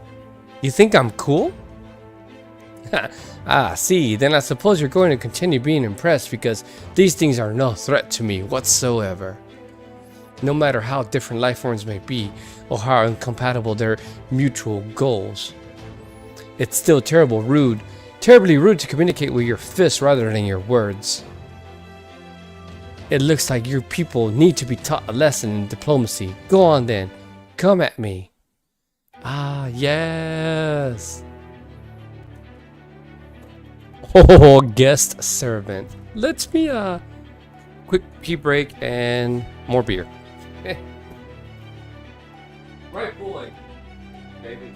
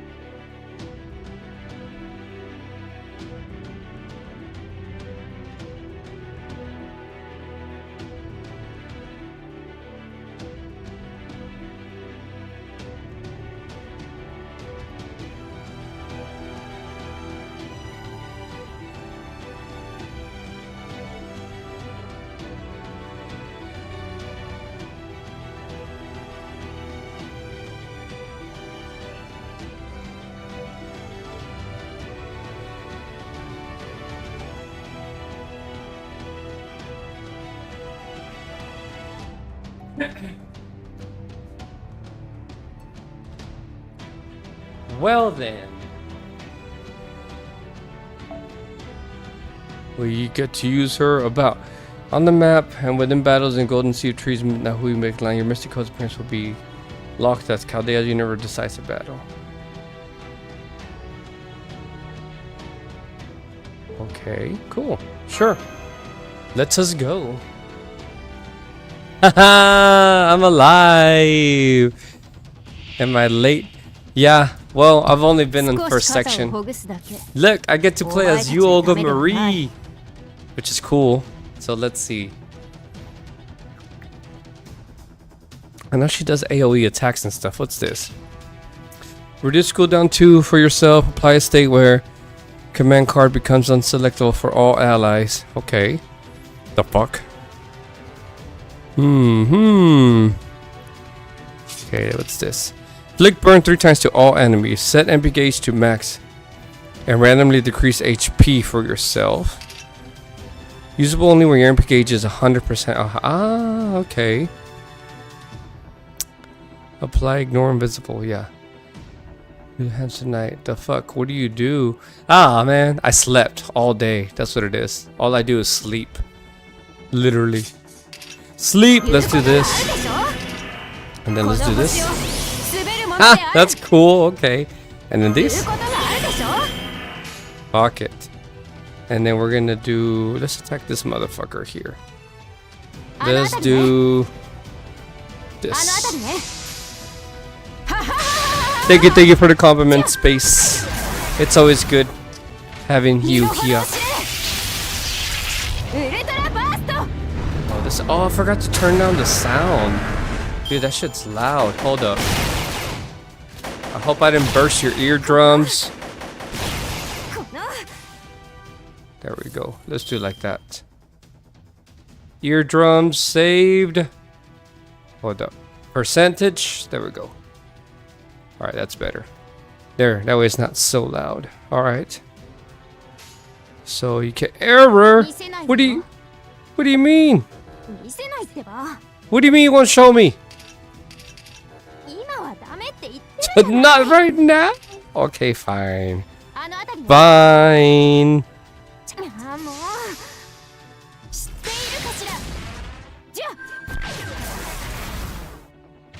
当てるわ。当たって。拍手は必要ないわ。私への信頼と尊敬は今後の That's so 行動に cool. 示 Why is し she not summonable yet? Just fucking 2 years later, she's still not here. That's fine. It's for reasons, I guess. So I hope this is not spoiler or ahead of where you're at. But let's continue. Ooh, berserkers. Did I just disconnect again? Dude, what is going on? Hold up. It literally did it again. It disconnected me. Hold up. Let me close this out. Hold up.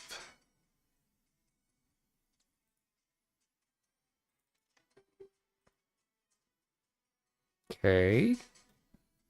And then back to it. Okay. Here we go. All right. Let me reset the volume back down. And then this to that. Am I back? I'm back. Okay, cool. So, hieroglyphs. So they ran off without so much as an apology, huh? Those primitive creatures must be an enemy faction. Here we go. What? Whoa, you're so strong. Well, of course. Who do you think I am anyway? I'm Yolga Marie, the future ruler of Earth. Something like that is barely a typo on a document. Once I found them, I can erase them with just one finger. So they're common, but you never really think much about them. What a weirdly relatable analogy. Is it? It just popped out of my mouth. I don't remember them, but maybe whatever educational materials I had to learn about Earth weren't the best. Anyway, we should get going before more show up. Let us get out of here in case more come after us. Oh yeah, good thinking, Tabers. It's dangerous to stay in the same spot. Plus, there could be a bunch of more of them nearby. Not that any number of them would make a difference to me. I suppose that's not true of you two. Getting shot would hurt you. I swear, I can't for the life of me figure why the creatures of this planet evolved like that. It's so inconvenient. Thanks for worrying about us. Okay, I'll go patrol our surroundings. I can't fight like the captain, but I'm a pretty good lookout. He's going to patrol? I thought he was just going to keep hiding behind me. Right person for the right job, I guess. He just wants to help however he can. Sounds boring, at least from the perspective of a being from outer space like me. I've never heard of such a weak creature not just letting the stronger one handle everything. Are you like that too, since you didn't fight in that battle? Are you an explorer or something? It hardly seemed like your first battle, since you knew to run behind a tree to get a safe vantage point. But have you really been in that many battles with that fragile vessel? And so few years in operation? What are you guys doing? Come on. I found a big plant over that way. I think it's food. Let's go check it out. I bet it's yummy. What? What's wrong? Oh, are those jaguar guys coming back? No, you just grabbed my hand out of nowhere. But earlier you were emitting red wavelengths at me. Red wavelengths mean wariness, fear, but now it's suddenly blue for conversational. And for some reason, Tabris was sending yellow wavelengths my way for joy and friendliness, right from the start, even. Well, you're still kind of scary, but now I know I don't have to be afraid of you. Thanks again for helping us. Sorry to Sion and the others for saying this, but I definitely vote for you for president of Earth now. Haha! What did you say? I helped you out a little bit, and now you're willing to support me. Is this a trap of some kind? Or are you Earthlings actually this easy? Easy, huh? You're the easy one. Huh? Well then. What was that? That wasn't me. Maybe it's more of those guys we just saw. I thought they'd come back. You could just tell they're tenacious as hell, as all heck. But with you around, I don't have to be scared, so what are you gonna do? Talk it out with them this time? If it goes well, I bet you could gain more supporters. Ha, I see you're starting to get me, child. Right, I didn't come here to eradicate you primitives. I don't have that kind of time. I heard a cry of distress coming from this planet, so I came here to make things better. So, no matter how ferocious or belligerent or indiscriminate these creatures may be, I'm going to start by talking to... Oh shit! The T-Rex. How cute. And I've changed my mind. That's the Berserker, I guess. Love this voice acting. What voice acting? I am not about to try to make deep voice or girly voices. But I guess my voice changes with each character. We'll see. We'll see. It could also be because I'm drinking.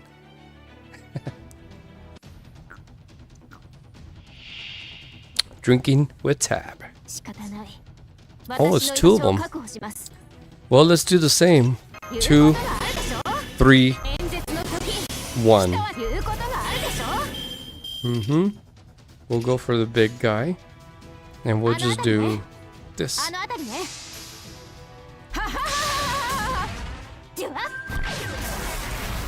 Do it! Don't be shy! ¿Por qué? What do you mean? Dude, I've seen other people do that, like the voice overs and stuff. That, like, I feel like that would hurt your voice. Because I think when people read, they read with their own voice. I don't know. I guess sometimes I try to make like a Morgan Freeman voiceover in my head. But yeah, maybe everybody else does that too.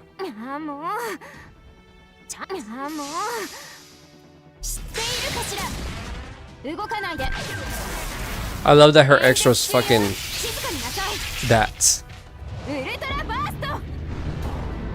Oh, wait, her Buster's a fucking AoE, huh?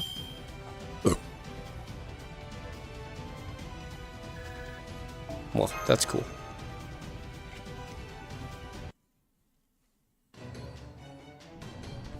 Whatever that is. Ah! Forget it! I hate these things. Retreat! Retreat! No way. I didn't know you were scared of reptiles, Madame President. You've lost my vote. Come on. Everyone's afraid of something, right? Davros, get over here and do something. You must have some kind of trick up your sleeve, don't you? I wish I could, but I've got nothing. What are my command spells or the ability to summon? Dude, you just beat the first two. Oh.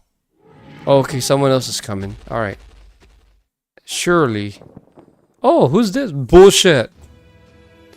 Even if this is your first time encountering them, I can't believe you couldn't get rid of a few unthinking dinos.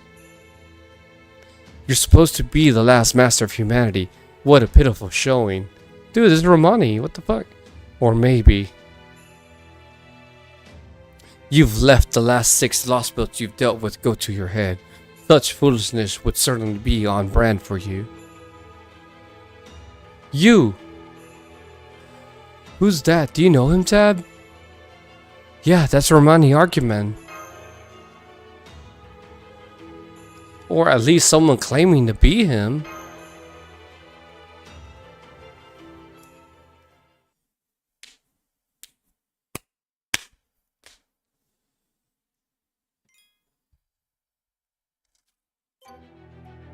Oh, we continue.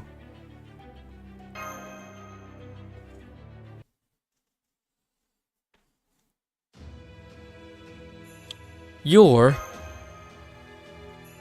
just claiming to be Romani Archibald, huh? It's true. So for the moment, I'll use that name. Humans often say it's what's on the inside that counts. A name, even a false one, it's just a convenient address. You know I'm not who I appear to be, so I see no issue using whatever name I choose. Maybe, but I do. Blech. I see. Our opinions will seem to differ greatly on the matter. Still as stubborn as ever, I know you've witnessed Britain's end, and that you reached the depths of that massive singularity. I'm also fairly certain that you have not sustained any fatal injuries thus far. So, why are you not summoning servants? Have you endured some kind of mental trauma? It can't be a problem with your mystic code, or you wouldn't be able to survive in the subterranean world at all. Well, Trying to hide your right hand, You didn't even mean to do that, did you? I see. Your command spells are gone. So, you gave away your very ability to function as a master. I can't believe it. Tabris, you are no longer a master. You'll never be able to call on servants as you are. If you want to survive, you'll need to alter your tactics.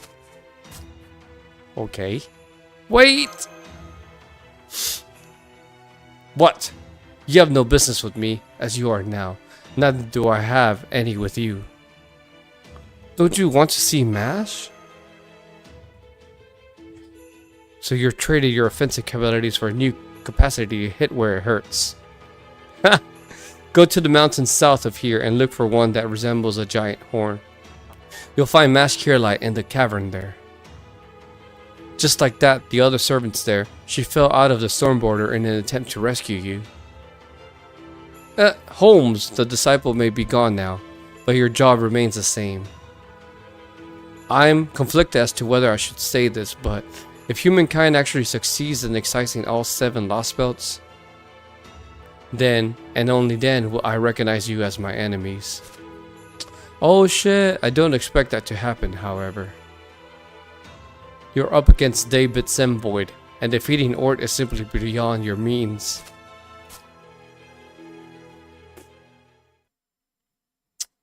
Well then, I see. So that was Dr. Roman, or at least the guy who looks just like him. I'm sorry, we have information about the doctor in Chaldea's database, so I didn't really know how to react. What about you, Yule? You seemed like you were kind of freezing up. I have no opinion of him at all. Is he even a living being? He gave off no wavelengths at all, and completely ignored me. It seemed like he knew who you were, though. How could he? He didn't so much as say my name. Anyway, he said we should go to the mountain all the way over there, right? I guess we may as well do that. Oh, yeah, that's right. He said Mash was there. Come on, let's go, Tabris. The sooner we meet up, the sooner we can reform Team Chaldea. Team Chaldea? Chaldea. Cute, short, sweet story. Alright, next node. Here we go. No battles. Perfect.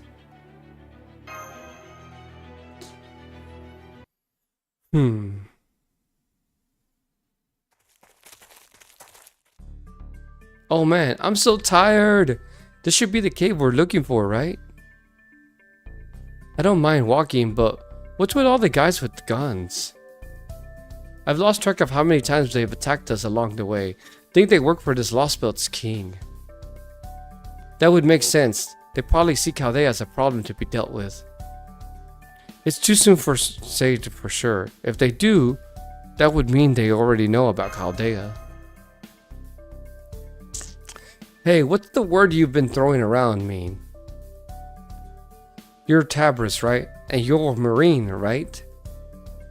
So who's Chaldea? Is there another of you out there? I'm sorry, but I'll have to tell you that after things have calmed down for the moment.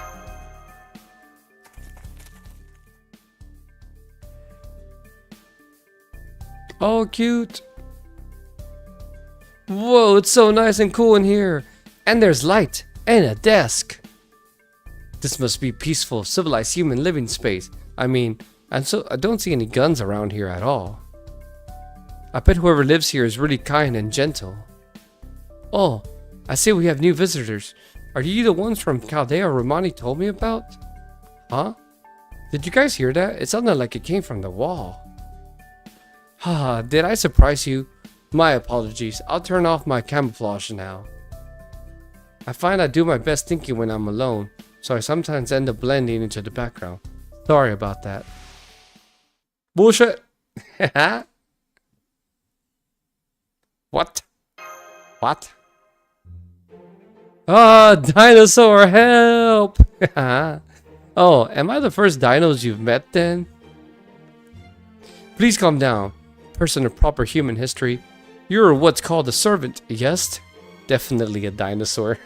My name is Teppo. I'm a dinos living out a quiet retirement here in this cave. My species may look different from yours, but we are still the prime species in this world, capable of learning, growing, and retaining our shared pool of knowledge.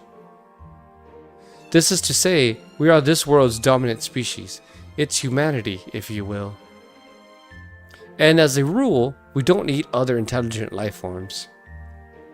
We are, in fact, herbivores. Actually, so long as we have water and sunlight, we don't even need to eat plants.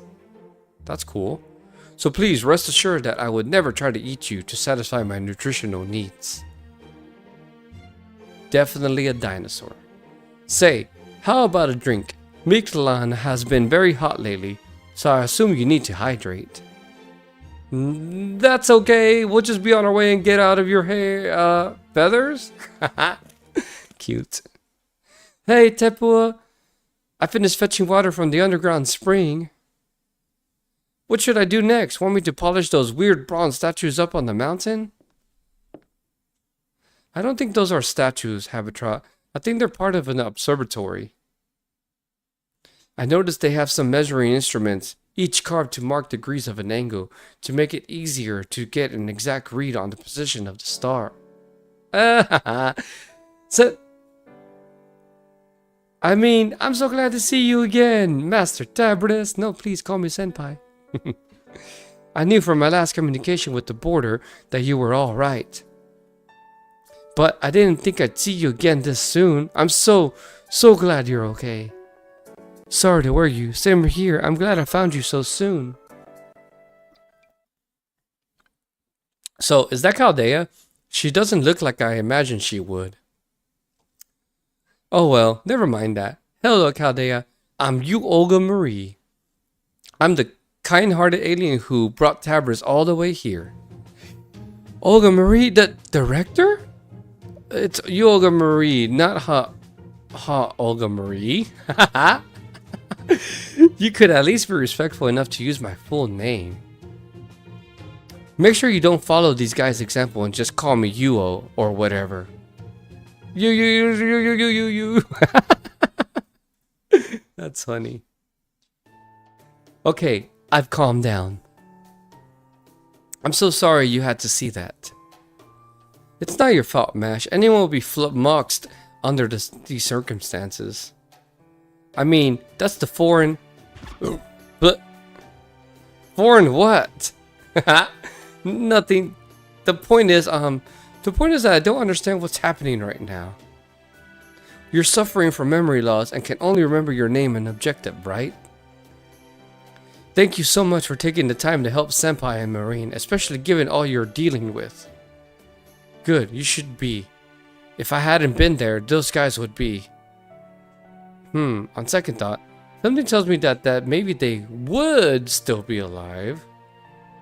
Were you sushing me? That's the foreign god, right? Please stop, Habitat. Don't say that name for now. I need you to get it, Mash. I know. I know. Why don't you tell us about yourself, Tepeu? You want to hear more from me?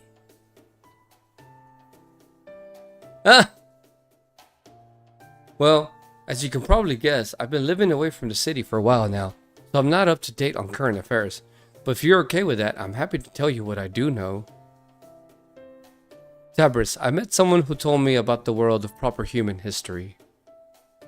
He said it's the strongest, most objectively correct history to ever exist. I also know that in your own world, our world here is called a lost belt. That means this is an impossible world which should never have existed and was supposed to be pruned away long ago. What about Chaldea? Did he tell you about that too? Why, yes, in fact, that's how he introduced himself. It was a very enlightening conversation. Proper human history and lost belts. A history meant to remain, and a history meant to disappear. I believe I understand the relationship between the two, so I want to be clear about something up front. I do not see you Chaldeans as enemies. You are our guest. As far as I am concerned, you are neither invaders here to threaten our livelihoods, nor conquerors bent on taking our world for yourselves. You are friends from another world, here to do what you must. Really? But we... Came here to race this world, yes. No need to worry, we dinos do not care. This may not be the case where you come from, but here, worlds inevitably come to an end at some point. We are not concerned about how that happens, and therefore have no reason to see you as enemies. Really?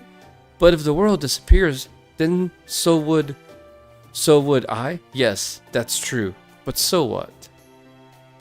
I would certainly put up a fight if my disappearance would result in the disappearance of this world as well. But fortunately, I'm quite certain that isn't the case. If anything, I'm more worried about all of you. You die, your world dies with you, no? Quite a different situation than the one we face. So simply, as one person to another, I cannot but support your endeavor. And down the road, I urge you to stay strong and make whatever choice you must without shame or fear. I can't believe how understanding he is. Humanity, huh? I don't know. You're nothing like what I expected when I came here. You said your species is called dinos? You seem far more evolved than Tabris and his friends here, but your voice is just so grating. How are we even able to converse when your vocal frequency is so completely different? That would be thanks to Mala, that is, this very world assisting our cognition. Some time ago, a being from a new culture was introduced into our world by a visitor known as Cryptor, Mala analyzes a language and cognitive standards and tuned things so that we could communicate. Well then. Okay. If you thought of this world as being covered in its entirety by an automatic translation device, you wouldn't be too far off the mark. Huh, okay. I guess that makes sense. I mean, your vocal cords are really different from ours. Right? Okay. So, who's this Mala person? They must be pretty amazing to be able to do something like that. Oh, Mala's not a person. They are alive though. How can I put this? Mala is, you might call it, goodwill in your world. It is a sentiment meant to be kept, to keep our world running smoothly. They serve as both the foundation and the guiding principles of the subterranean world Mictlan. Okay. Mictlan? Subterranean world? Yes, as hard as it is to believe, this Lost Spell is actually a massive, hollow, underground world. And what's more, it's not all on a single flat plane, like Agatha was. It's Hollow Earth theory! Haha. It's essentially an enormous cylindrical shaft with gravity working along its sides. It's actually very similar in structure to a space colony, though without the constant rotation. We don't understand how this gravity works or where the sunlight, water, and air are coming from. But perhaps the most unbelievable fact is that, as far as I can tell, this world occupies about 1 million square kilometers.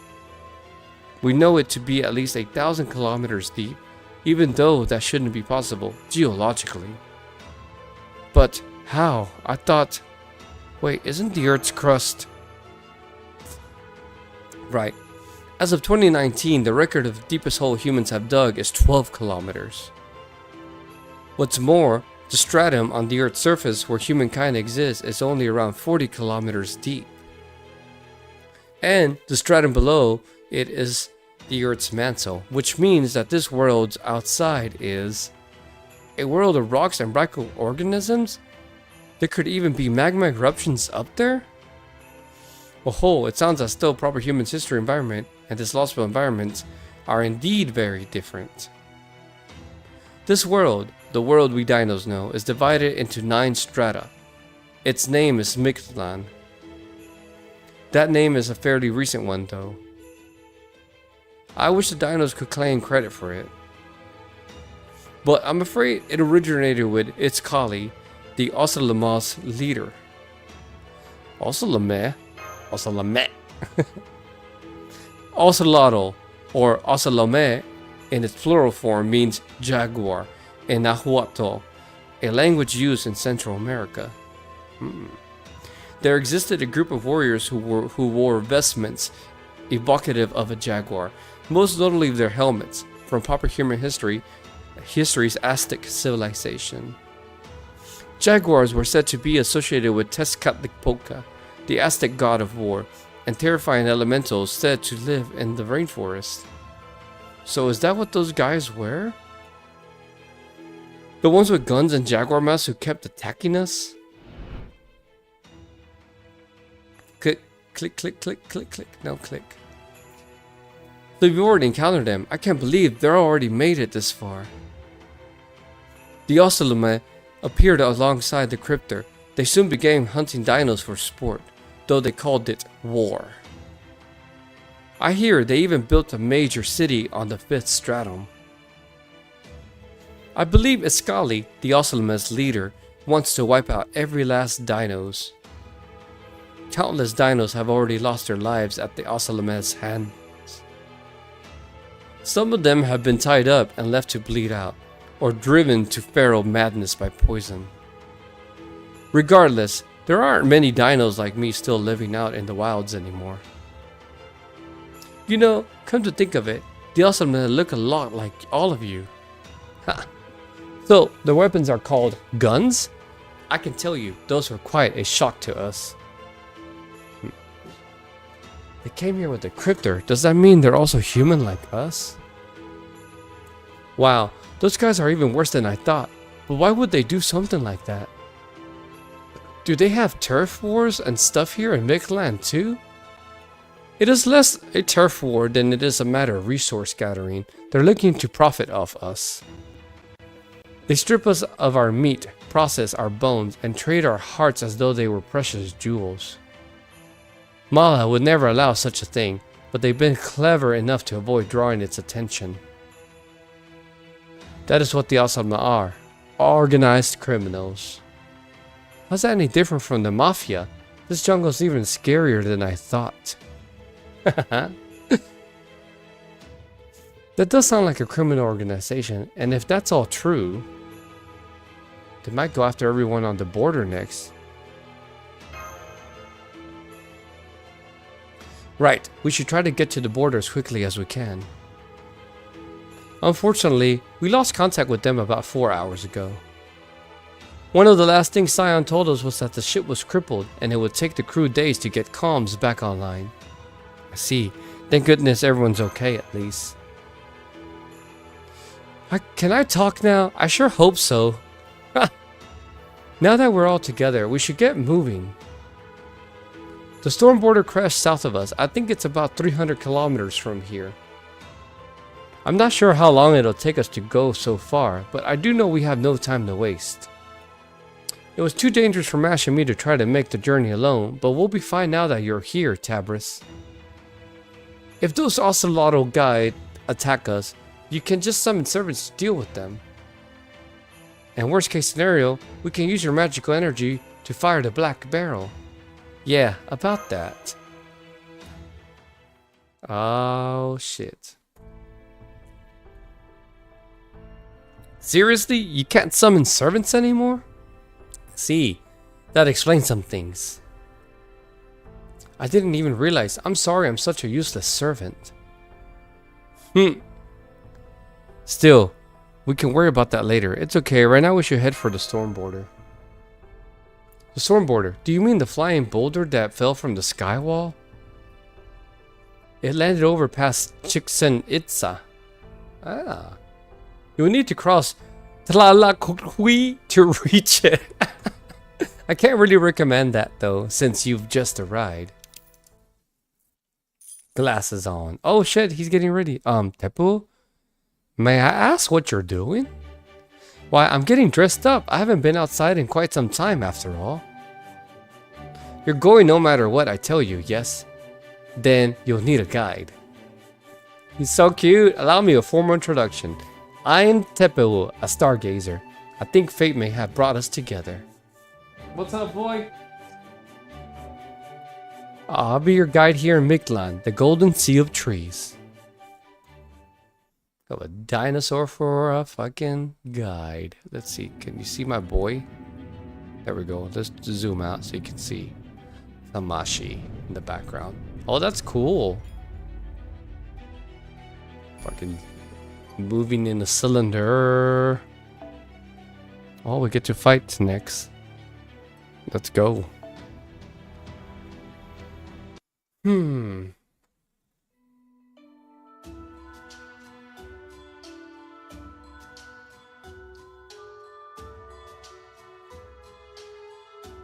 It fucking disconnected again. This motherfucking app, I swear. Do I need to update it or something? Hold up. Let me do this again. I don't know. Either. Is my subscription up? The fuck? I thought I bought it. Alright, again. Let's go. Do this, and then I need to do this, and then do that. Okay. Back on. There we go. I'm cool! Thank you, sir. What's the temperature anyway? 58 degrees Celsius? 58 oh, that shit's hot. That's like 136 Fahrenheit. Not even the desert gets that hot. This is almost unbearable for a man of the sea. True, this is much hotter than I was expecting.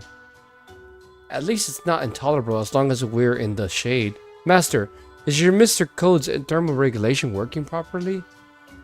I've got the AC cranked to max, but it only works for me. Cheater.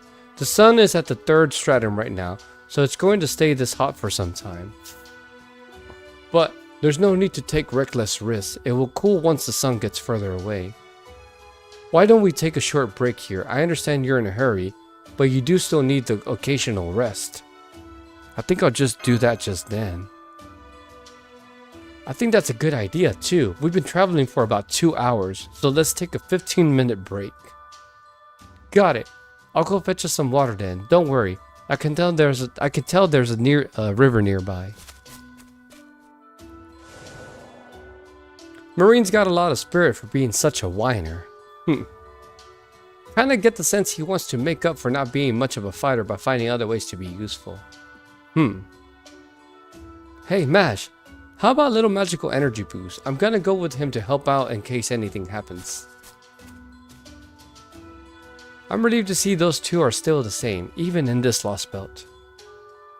I hope that's true for us as well. The jungle, quite a lot of information here, not bad, harsh, but pleasantly cool temperature, very humid, high atmospheric pressure, lots of smells. It is like a flood of light, so many colors and waves, both on the micro and macro scales. If I concentrate on the sensations, all these colors start to feel nauseatingly vivid. Do you know what I mean? It really feels like something's coming up my throat. Blur. Wow, you really weren't kidding. You're vomiting up rainbows. Director Olga Marie. Maybe you should turn down your sensors until you're used to this environment. Quit rubbing my back, and I told you, that's not my name. Still, I think that might be good advice. Lowering the sensitivity of my sensors is probably the way to go here.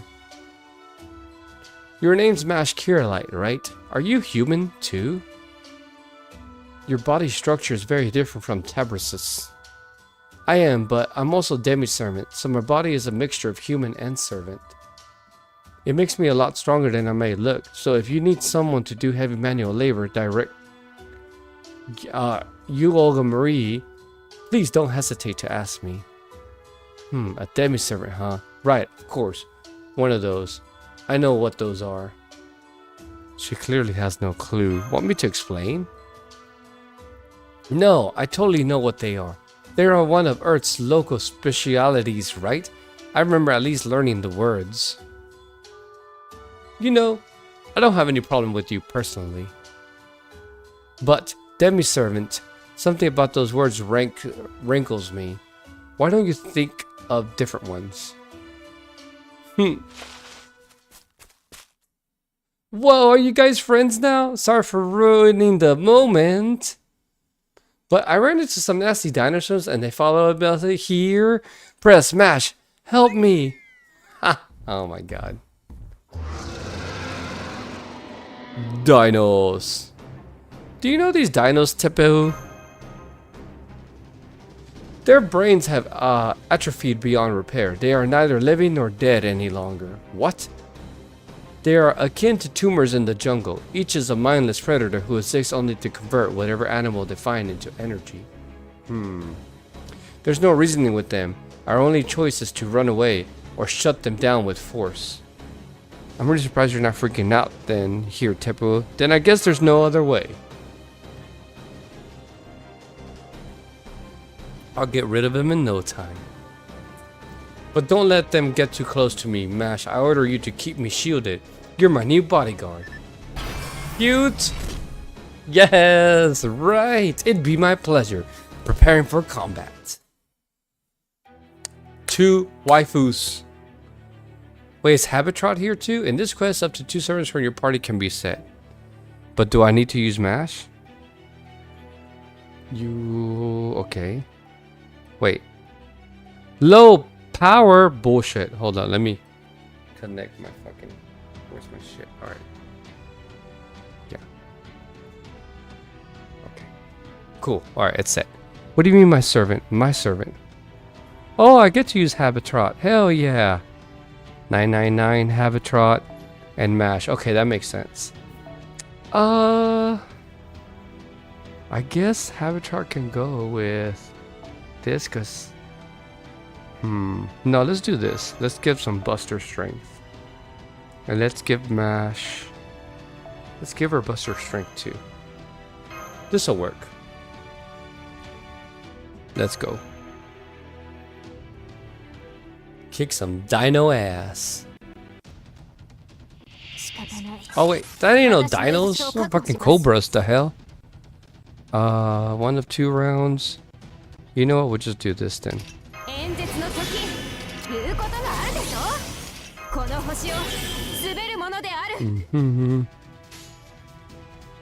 Oh wow, it's all her face cards. That's actually pretty good. Let's do this.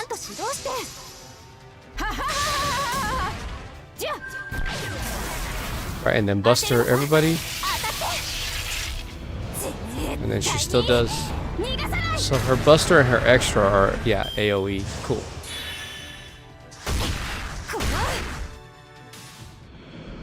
That's right, putos. Alright, let's see. Let's get Mash up.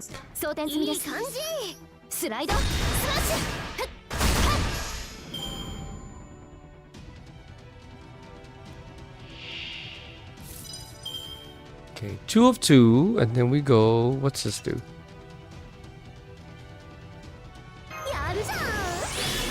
Oh, that's just for you. Restore HP.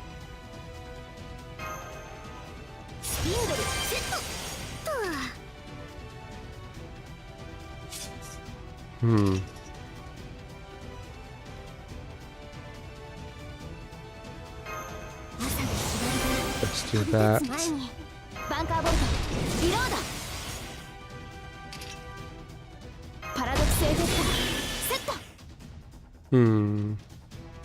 Yeah, let's do Brave Chain. Mash Brave Chain.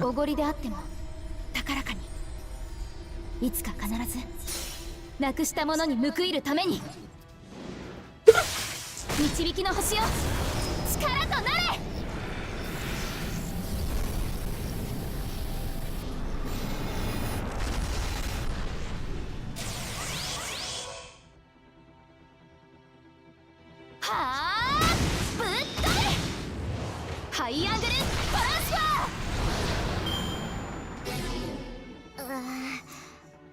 Have you tried that? Oh, I guess I did kill her. ごめんね。 We'll be fine. Surely we'll be fine. Yeah. We will redeem her. Okay, let's do this. 収束。 And then we'll hit you like あ this. もう知っているかしら。動かないで。演説中よ。静かになさい。1兆分の1になる。 Death be upon you. Almost.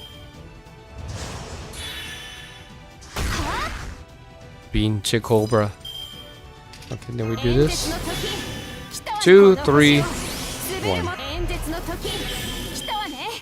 That's so cool. ちゃんと指導して。 Let's see. あのあたりね。知っているかしら。キラッキラにしてあげる。状況終了。排熱。そして魔力循環に移行しますね。マスター。 Master.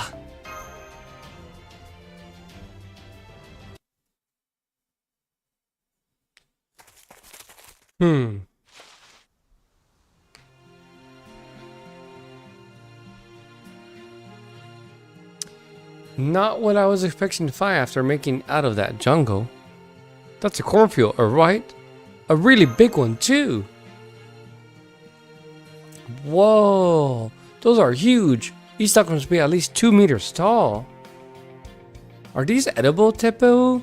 You don't just use them for fuel, right? Not at all. Sental, or corn in your language, is the only food that we dinos eat simply because we love it. Now, what's this about using it for fuel, Marine? What does proper human history use corn for? Like corn oil. Ha! Oh, I know what you're talking about. Ethanol, right? A kind of biofuel made from organic materials. I thought grains were a primary source of nutrient for primitive beings like you, no? Do you just use them for fuel instead of consuming them yourself as part of the natural cycle? No, not exactly. We grow different crops for different purposes. Some corn is selectively brewed to maximize flavor and nutrients, while other corn is optimized for producing ethanol. Some concerns have been raised about the gases produced by growing ethanol corn and their impact on climate change. But these kinds of crops are still a shining example of human ingenuity. So your civilization must destroy its environment to advance. Ha! So true. I understand that the evolution of a species ought to become sort of a race to see how far they can get before they devour their own planet. But the way things are going right now, you Earthlings don't have a chance. All the more reason you need a strong leader like me. Hey, it's nice that the president's in a good mood and all, but Tabris, have you noticed? We left the cave about 6 hours ago. The sun was just rising, right? So don't you think it's weird that it doesn't seem any closer to setting yet? Now that you mention, hey, yeah, I think it's been early noon for half a day now. I don't think we should expect there be a night here. Miklang is entirely enclosed and folded in on itself, like a giant underground tube of sorts. So the sun here will never sink below the horizon. That's not to suggest that the sun actually sinks in our world either, but you know what I mean. But the sun here has definitely been moving south. Well, I suppose farther away from might be more accurate. At the rate it's going now, the sun should dim and give way to night in about 5 hours. Since this cavern obviously can't rotate, the sun must be the only celestial body moving down here. I have no idea how it's been controlled, though. This is all way beyond human technology for the 21st century. More mysterious question to ask Tepu, I guess. Let's see what Tepu can tell us. Oh, you rang? Heh.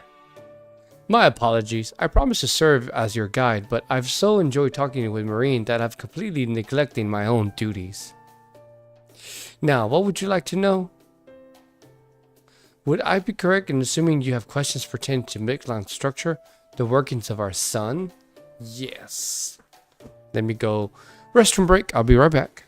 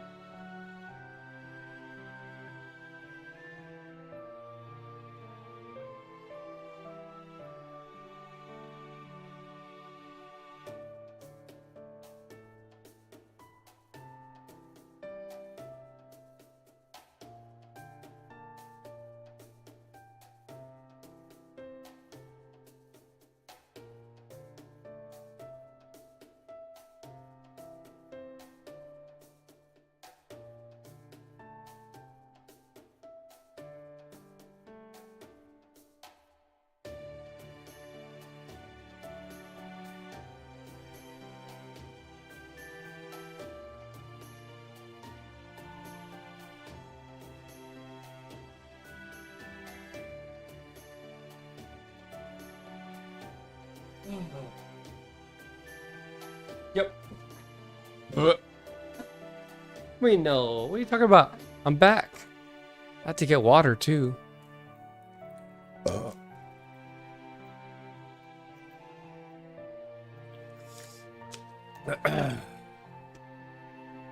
Wait for what? What am I waiting for?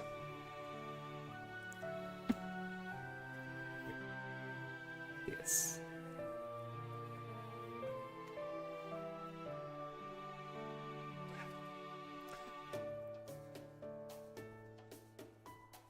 Yes.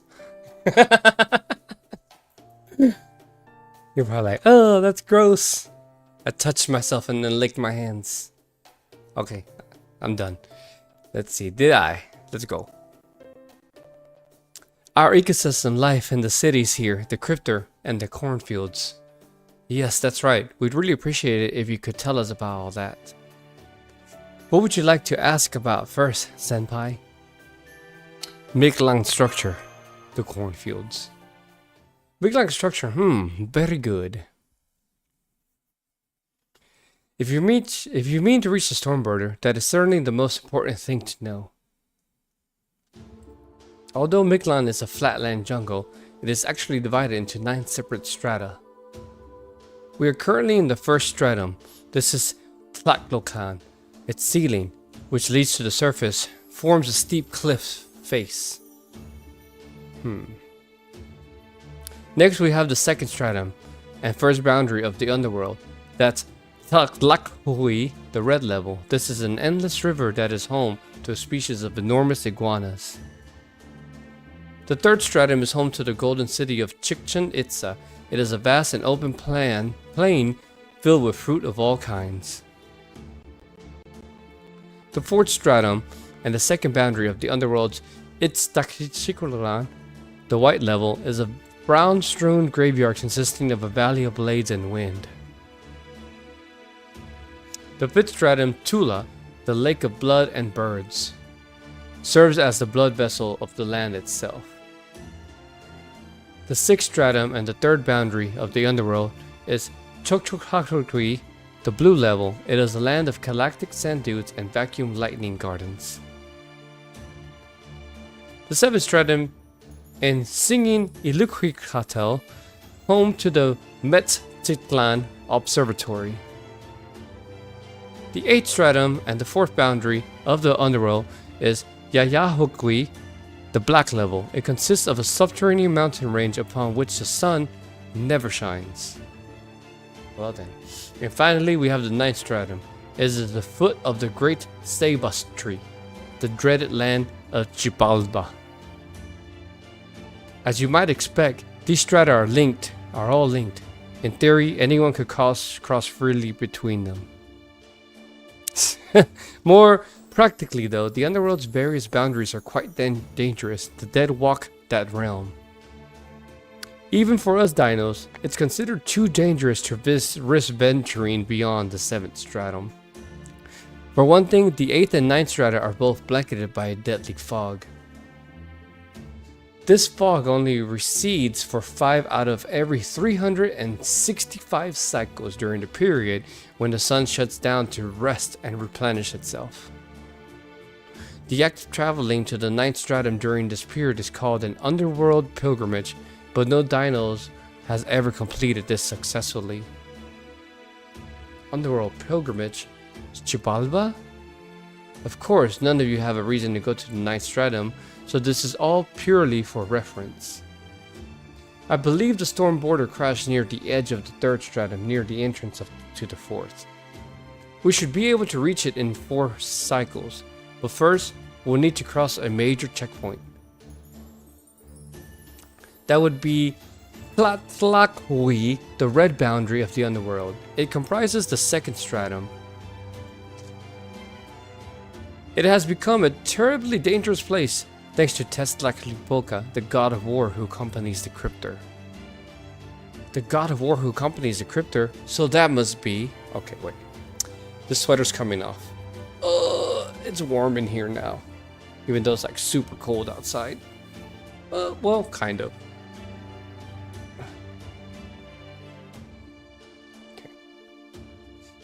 Whoa! What's up, baby?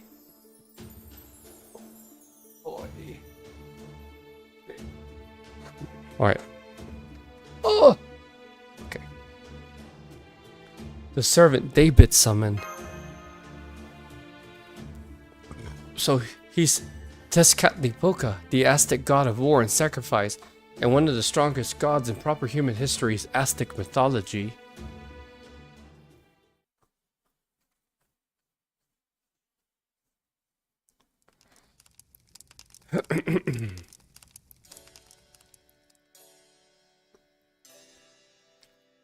See, so in proper human history, humankind is comprised of your species, Homo sapiens.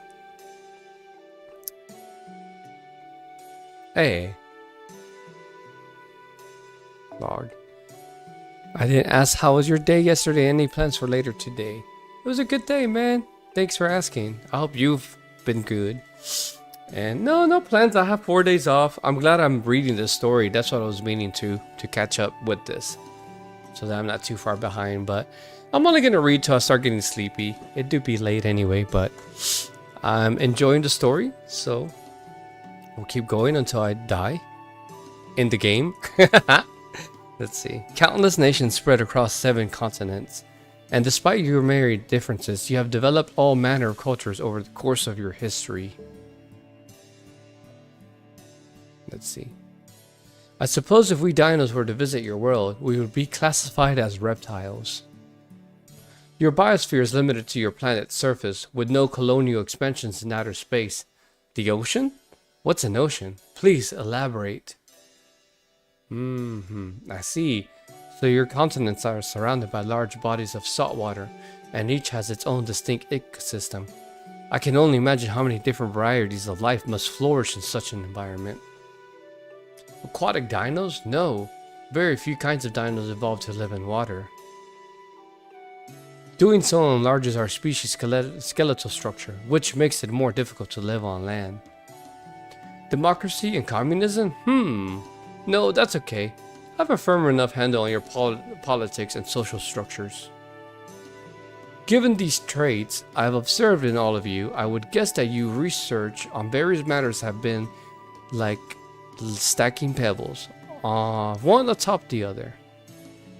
Despite lacking the ability to fly, you continue to explore. This is not confined solely to your planet, but you also observe your other celestial bodies as well. DNA, cells, elements, atoms? That's funny. So, if you are to understand the vastness of the universe, you must first learn the laws which govern its smallest parts. How delightful. I feel as though the corn kernels have fallen from my eyes. It seems the humans of proper human history are like a cube that lands on a different decorate side with every tumble it takes. He ended up peppering us with questions instead. Se ve la cual he's grasping all of this. Are you taken aback, Senpai? I understand. I felt the same way when I first met Tepuo back in the cave. You start off telling him one thing and he immediately hits on 10 other things connected to it. Even if they're concepts or laws he's never heard of. Genius! Doesn't even begin to cover him. His brain seems to work on an entirely different level. I have to agree. I still don't know anything about dinos in general, but are you all alone, Tepu? Were you living in a cave by yourself because you were just too smart? Ah, you're talking about humans who were isolated because they didn't fit in with those around them? In your parlance, outcasts? True, I moved to the wilderness off the first stratum because my way of thinking did not match other dinos. Most have no desire to learn because they never had to rely on their intellect to compensate for a lack of physical prowess. Homo sapiens are short-lived and easily harmed. To have any hope of surviving, you have to evolve in both body and mind. But we dinos never faced any threats here in Mictlan, so the same wasn't true for us. As a result, we never experienced the same need to evolve. I see. True. Dinosaurs would be unstoppable if they were strong and smart. That reminds me of one of your expressions. Someone being a babe in the woods. Your digestive systems are simply incredible. We dinos could only dream of consuming such a variety of foods. I assume you think nothing of your ability to break down the toxins in plants and absorb only their nutrients. But, from my perspective, such a capacity is truly revolutionary. Imagine being able to consume so many different living things, so many kinds of plants as food. I'm so jealous. You think so? Now that you mention it, I guess human food culture is pretty unique. I wish Baker was here for this. Sometimes she sulks about being the weakest member of the series, so this would really make her day. Tepu, if you don't mind my asking, could you tell us more about dinos? We've never talked with any besides you, so... Very well, I'll tell you what I can about our ecosystem, and how we got where we are now. We dinos are this lost pilt's prime species, or its equivalent of humans in your world. If you like, we are the dominant species tasked with running this world. A long time ago, well before Mictlan was created, our ancestors migrated here from the surface. These ancestors were the creatures you know as dinosaurs in proper human history. From what you've told me, Mash, I understand that there existed several types of dinosaurs.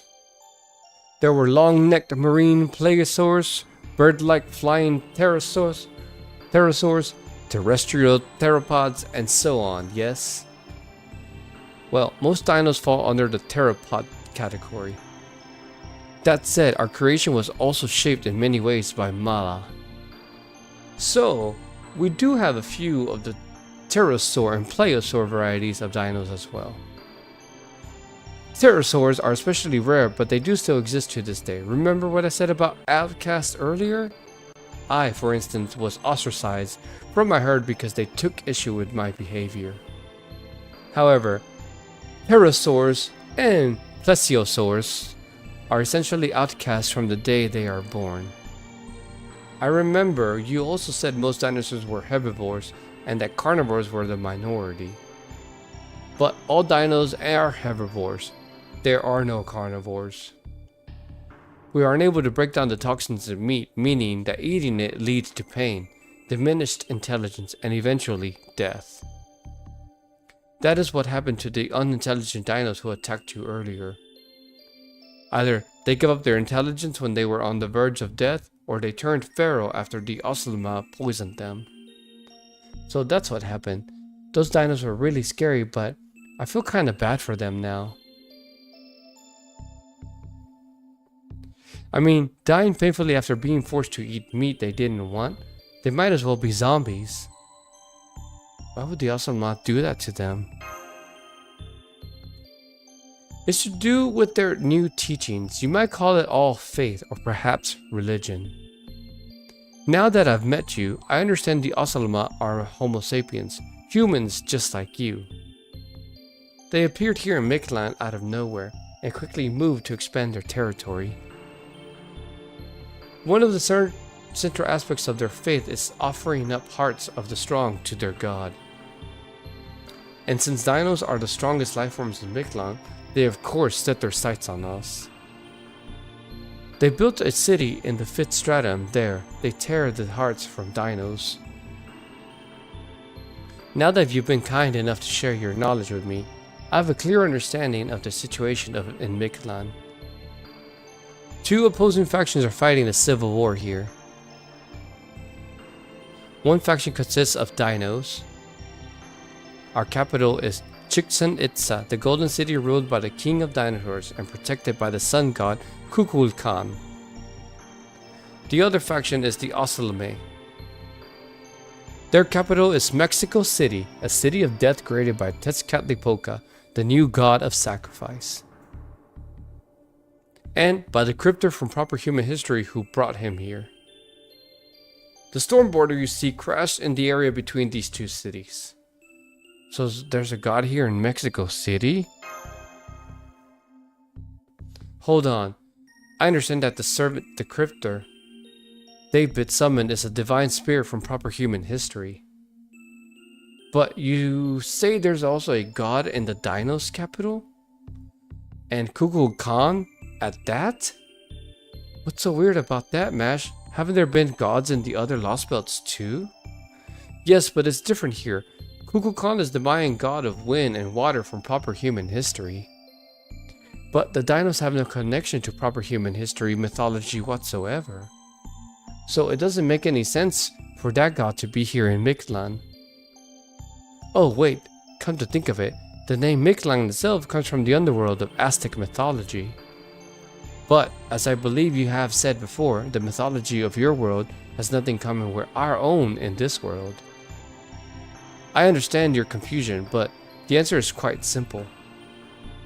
The very concept of a sun god is also a recent development. We were simply indifferent to such things until recently. In fact, until the cryptor's arrival, we rarely even conversed with words. So it was proper human history itself that passed on the concept of gods. Prior to David Semboyd's arrival, there were no gods of any kind in our world. But once Tezcatlipoca, a god of proper human history, was summoned here, many things took on new meaning. Things that simply existed before became special. Technically, I suppose it was an act of substitution, but no matter.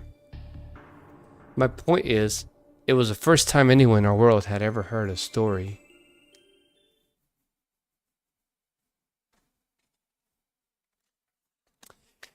My hate is coming. What? Who are you? What are you talking about?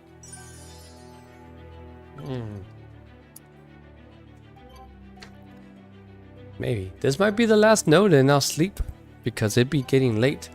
But I will definitely continue, so stick around. Let's keep going. No battles. Hate. That's what you mean? Ha! I think I'll go to bed now. Hey, me too. I learned a great deal today, and I like to make sure I've understood it all. Bedtime sounds good right now. And that's why Tepu went to bed early. Ha! Yoga Marie is standing now about 20 meters away, looking up at the night sky. Good timing. I'm sorry to do this without her, but I want to go over our situation. We should discuss what to do about her as well as our strategy going forward, yes?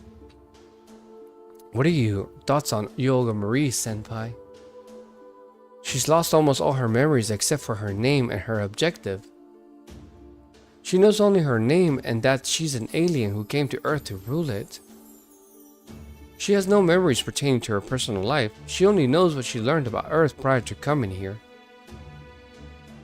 Outside of that, she doesn't know anything about Chaldea, or the Bleach Earth phenomenon, or our battle on the storm border. Even if she is the foreign god, I don't want to treat her like she's our enemy. Over these past 12 hours, she's proven to be very friendly, so if she never recovers her memories, let's not tell her she is a foreign god, at least for now. I feel kind of bad about it, but I think it's for the best too. Yuo's been saying she's the future ruler of Earth. But I can tell she means she just wants to make things better, not tyrannically rule over humankind.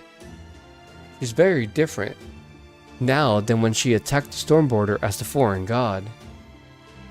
I think this is probably the real her, so as long as she doesn't remember she's the foreign god, she should at least stay on our side, right? Then I'm not telling her, on one condition. Marie is mother. Haha, Marie. That should be the only secret we keep from her. Real friends don't keep everything to themselves. Definitely okay then, of course. So now that that's settled. Madame President! Huh?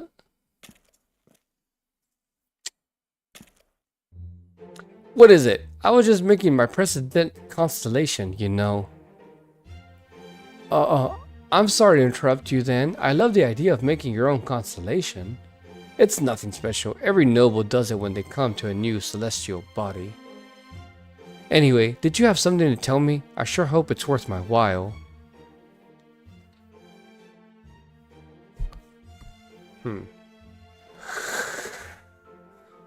Wait, what? She's getting annoyed. What are y'all telling her? Probably all the past stories of her being a dick to them in the beginning. And then, that was it. And now, you're all caught up, okay? Servants, masters, mages, Chaldea, the incineration of humanity, singularities, the bleach earth phenomena, cryptors, trees of emptiness, proper human history, lost belts. Exactly how many times has Earth faced an existential crisis at this point? For real. Alright. I have a much clearer picture of how foolish you humans are now. You guys have been through a lot, huh? Still, nice job taking back your future, even if it was just that one time. I'm impressed, Tabris. It sounds like you've been working hard too, Mash. This Chaldea organization you belong to doesn't sound half bad either.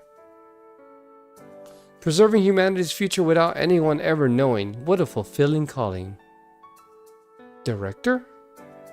Director? What are you talking about?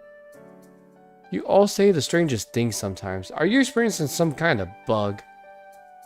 Good story. But I can really only give it a 9 out of 10. That's despite it being the most satisfying story I've ever heard. Do you know why I scored it like that? No, I don't. You say it's the most satisfying story you've ever heard, but it's still only a 9 out of 10? I mean, it's still not enough, right? You and Tabris did some impressive work, I'll grant you, but it's missing a certain finishing touch. Like, it's made really well, but there's still a gaping hole right through the middle of it. I think it would be even better if it had someone bright and shiny in it too. I don't know who or what, but... Oh. I've got it. We lost the point because you weren't in it. Oh. Ha! Oh, you humans. That retort alone was enough to bring you up to a full 10 out of 10. If you're so eager for my help, then alright, I'll help you save Earth. What are friends for? Alright! That's cute!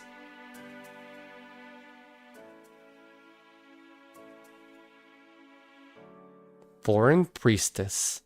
Not the foreign god, it's a foreign priestess, right? Right?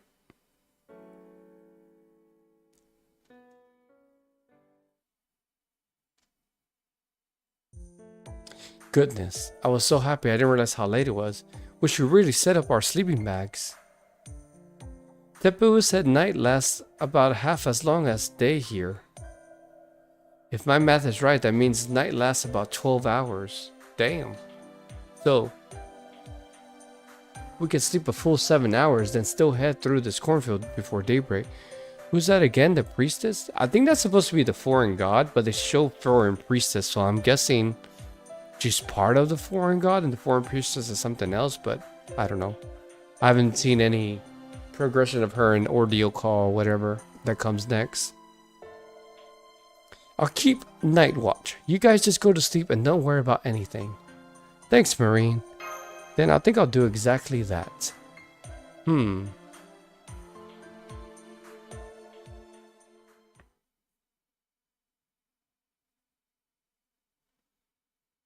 Oh, bullshit. What the fuck? Oh, shit. This is going to be a problem. Man in priest clothes. We know that's Kirei. Like, what the fuck? Kirei, what are you doing here? This ain't Fate Zero. Fate Unlimited Blade Works. Cool. We progress forward. So next, what's this? Right, this is section 3. This is a good stopping point. Let me gather this. What's this? Receive this. Yes. Dude, I got 40 more sacrets to use for summons. But we're not going to do that right now. Let me claim this. What's this? Let's get these. Right? Yeah. Cool. Yeah, I should be able to do more tomorrow. I don't know what time, but, you know, I'll try to get on usual late nights, maybe earlier, so I can continue the story. Because, yeah, I want to be ready to summon Kirei for New Year's time. So hopefully maintenance ain't too bad. But Space and all the future watchers that tend to watch my storytelling, thank you. Thanks for the follows. I appreciate it. Love you all, guys. Have a good night, and I'll catch you next time. Yeah. Bye-bye. Good night. Bye. Bye-bye. Bye.